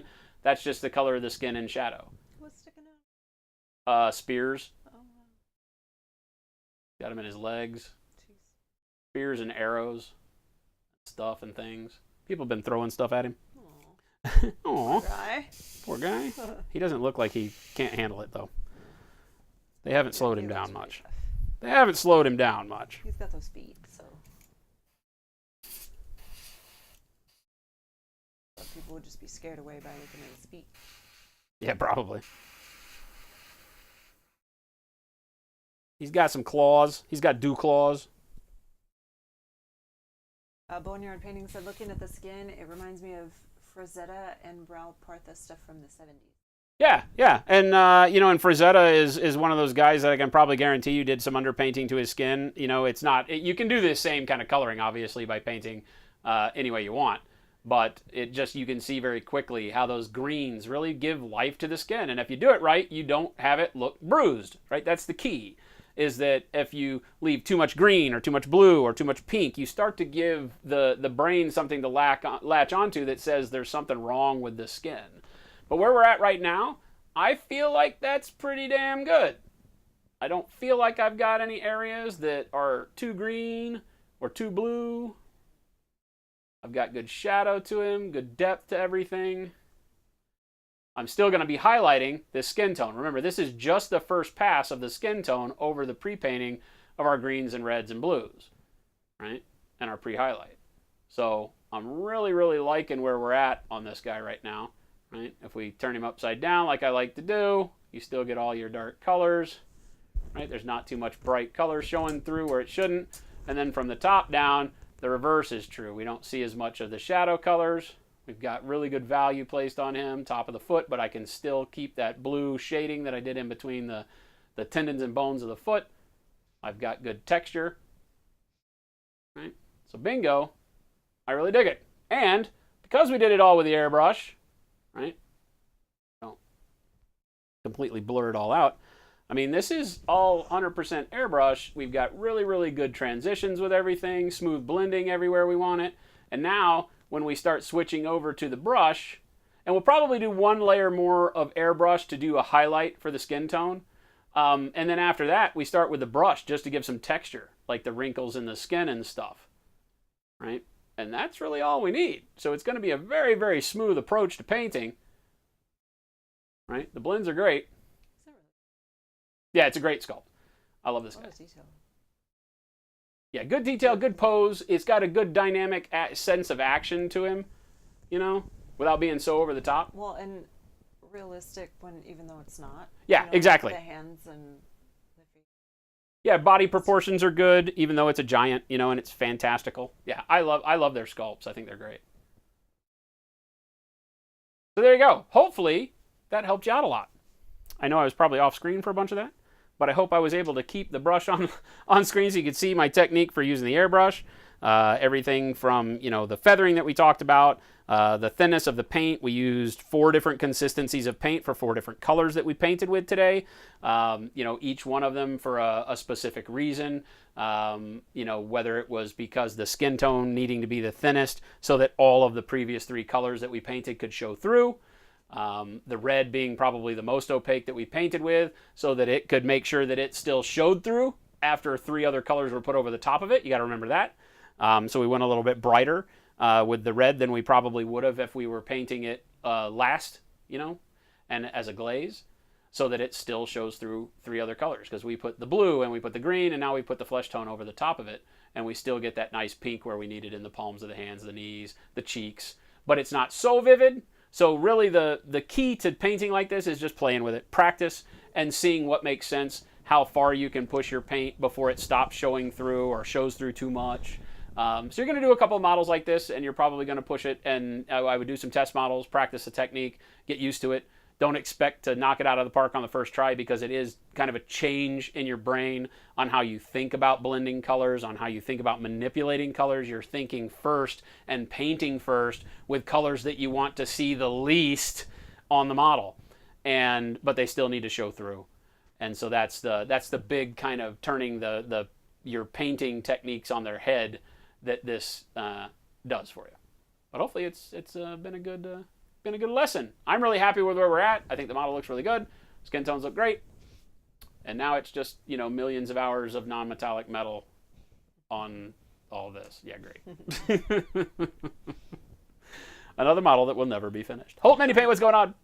You have a Reaper Hill Giant that you use as a practice piece for this technique? Perfect, yeah. And you know what? This is one of those where I always say if you do have a large piece to practice on, whether it's a dragon, giant, something like that, those are something that become easier because the areas where the colors lay are obviously bigger at the larger scale. So you can practice and get the idea of where colors want to be so that at the end of the day you give life to your model.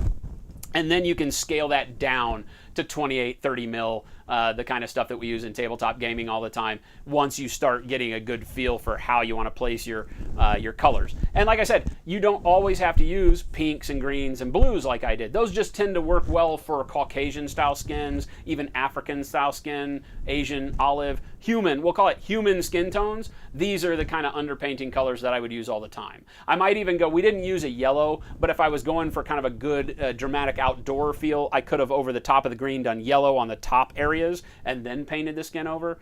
Typically what I'll do is I'll use the yellow towards the end because I'm going to want to do it on the armor as well and bring everything together with that sunlight feel if I choose to do that. But you could do that just on the skin if you wanted. But these colors work great for human skin tones. Even though with him we're kind of pushing it and leaving it in that kind of weird jaundicey, you know, not quite right feel, but not quite Nurgle, not quite true human tones. And it'll change even more as we highlight this flesh tone up, as I add a little bit more of the pale flesh to it and get the top of the head, shoulders, top of the hands. Then it'll start to brighten up. We'll get more value on it. But you could use purples instead of the pinks that we've got on here. All sorts of crazy stuff that you can put together. If you were doing blue skin, green skin, you can start to play around with colors. But the technique is the same, right? Awesome stuffs. And we ran all the way up to quitting time. Look at that. You're stealing this for your WizKids Frost Giant? Yeah, the Frost Giant from the WizKids stuff is a great model. And another great place to do this. Now, for doing stuff like pale gray blue skin, the pink and the green still work really, really well. So you can use the pink and the green. The blue, I would tend to switch to a deep purple in that case, where we did our shadows with the blue-gray on this guy. If you're doing blue skin, I would switch that to like a deep blackish purple rather than the blue. Just because you're already going to move up to blue, so it can kind of get too matted down in that monochromatic tone. But play around with it. Again, we're doing fun stuff. Do what makes you feel like you're going to get to the finish line.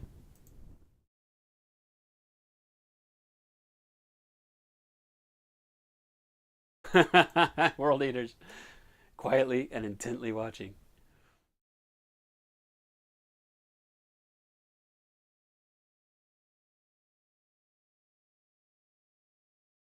So good.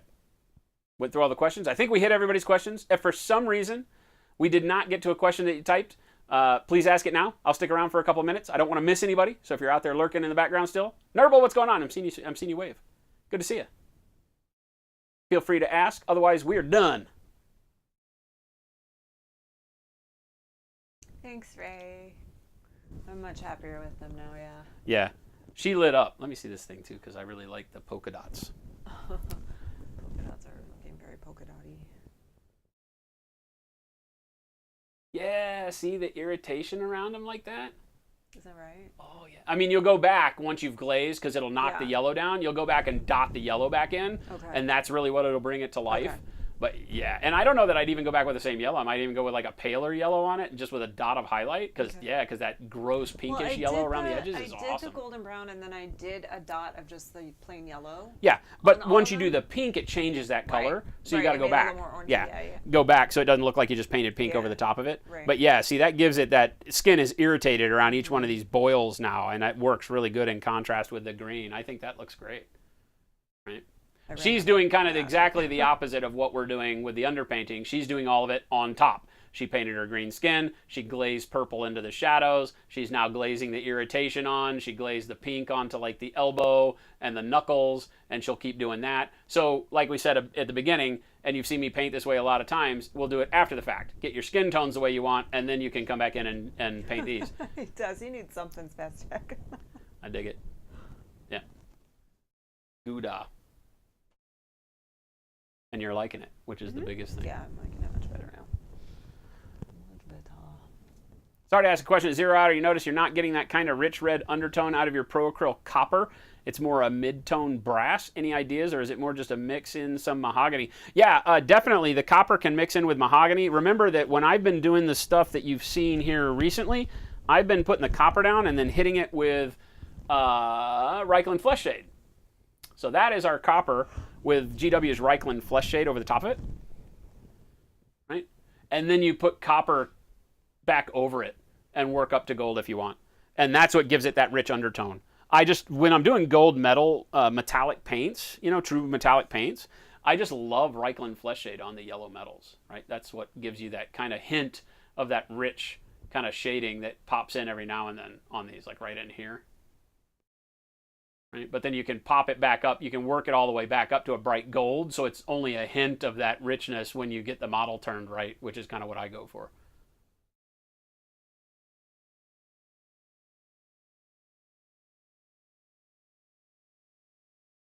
But you could probably get a very close semblance of that by mixing the copper with the mahogany as well. You keep missing the first thing we do. Yeah, the first thing I do is base in copper, wash with Reikland Flesh Shade, and then work it back up to however bright a gold I need. Luna Fox, thank you so much. All right, gang, we are out of here. have a wonderful weekend. I'm glad you slid headfirst into the weekend with us. I hope you had a wonderful weekend to Friday, no matter what you're doing this weekend, whether you're just hanging out, taking a breather, doing something active, or going to work. Have fun doing it. We'll see you back here on Tuesday at our normal 2 p.m. Pacific time. Don't do anything we wouldn't do. We're out of here. Adios, gang. Bye. We'll see ya.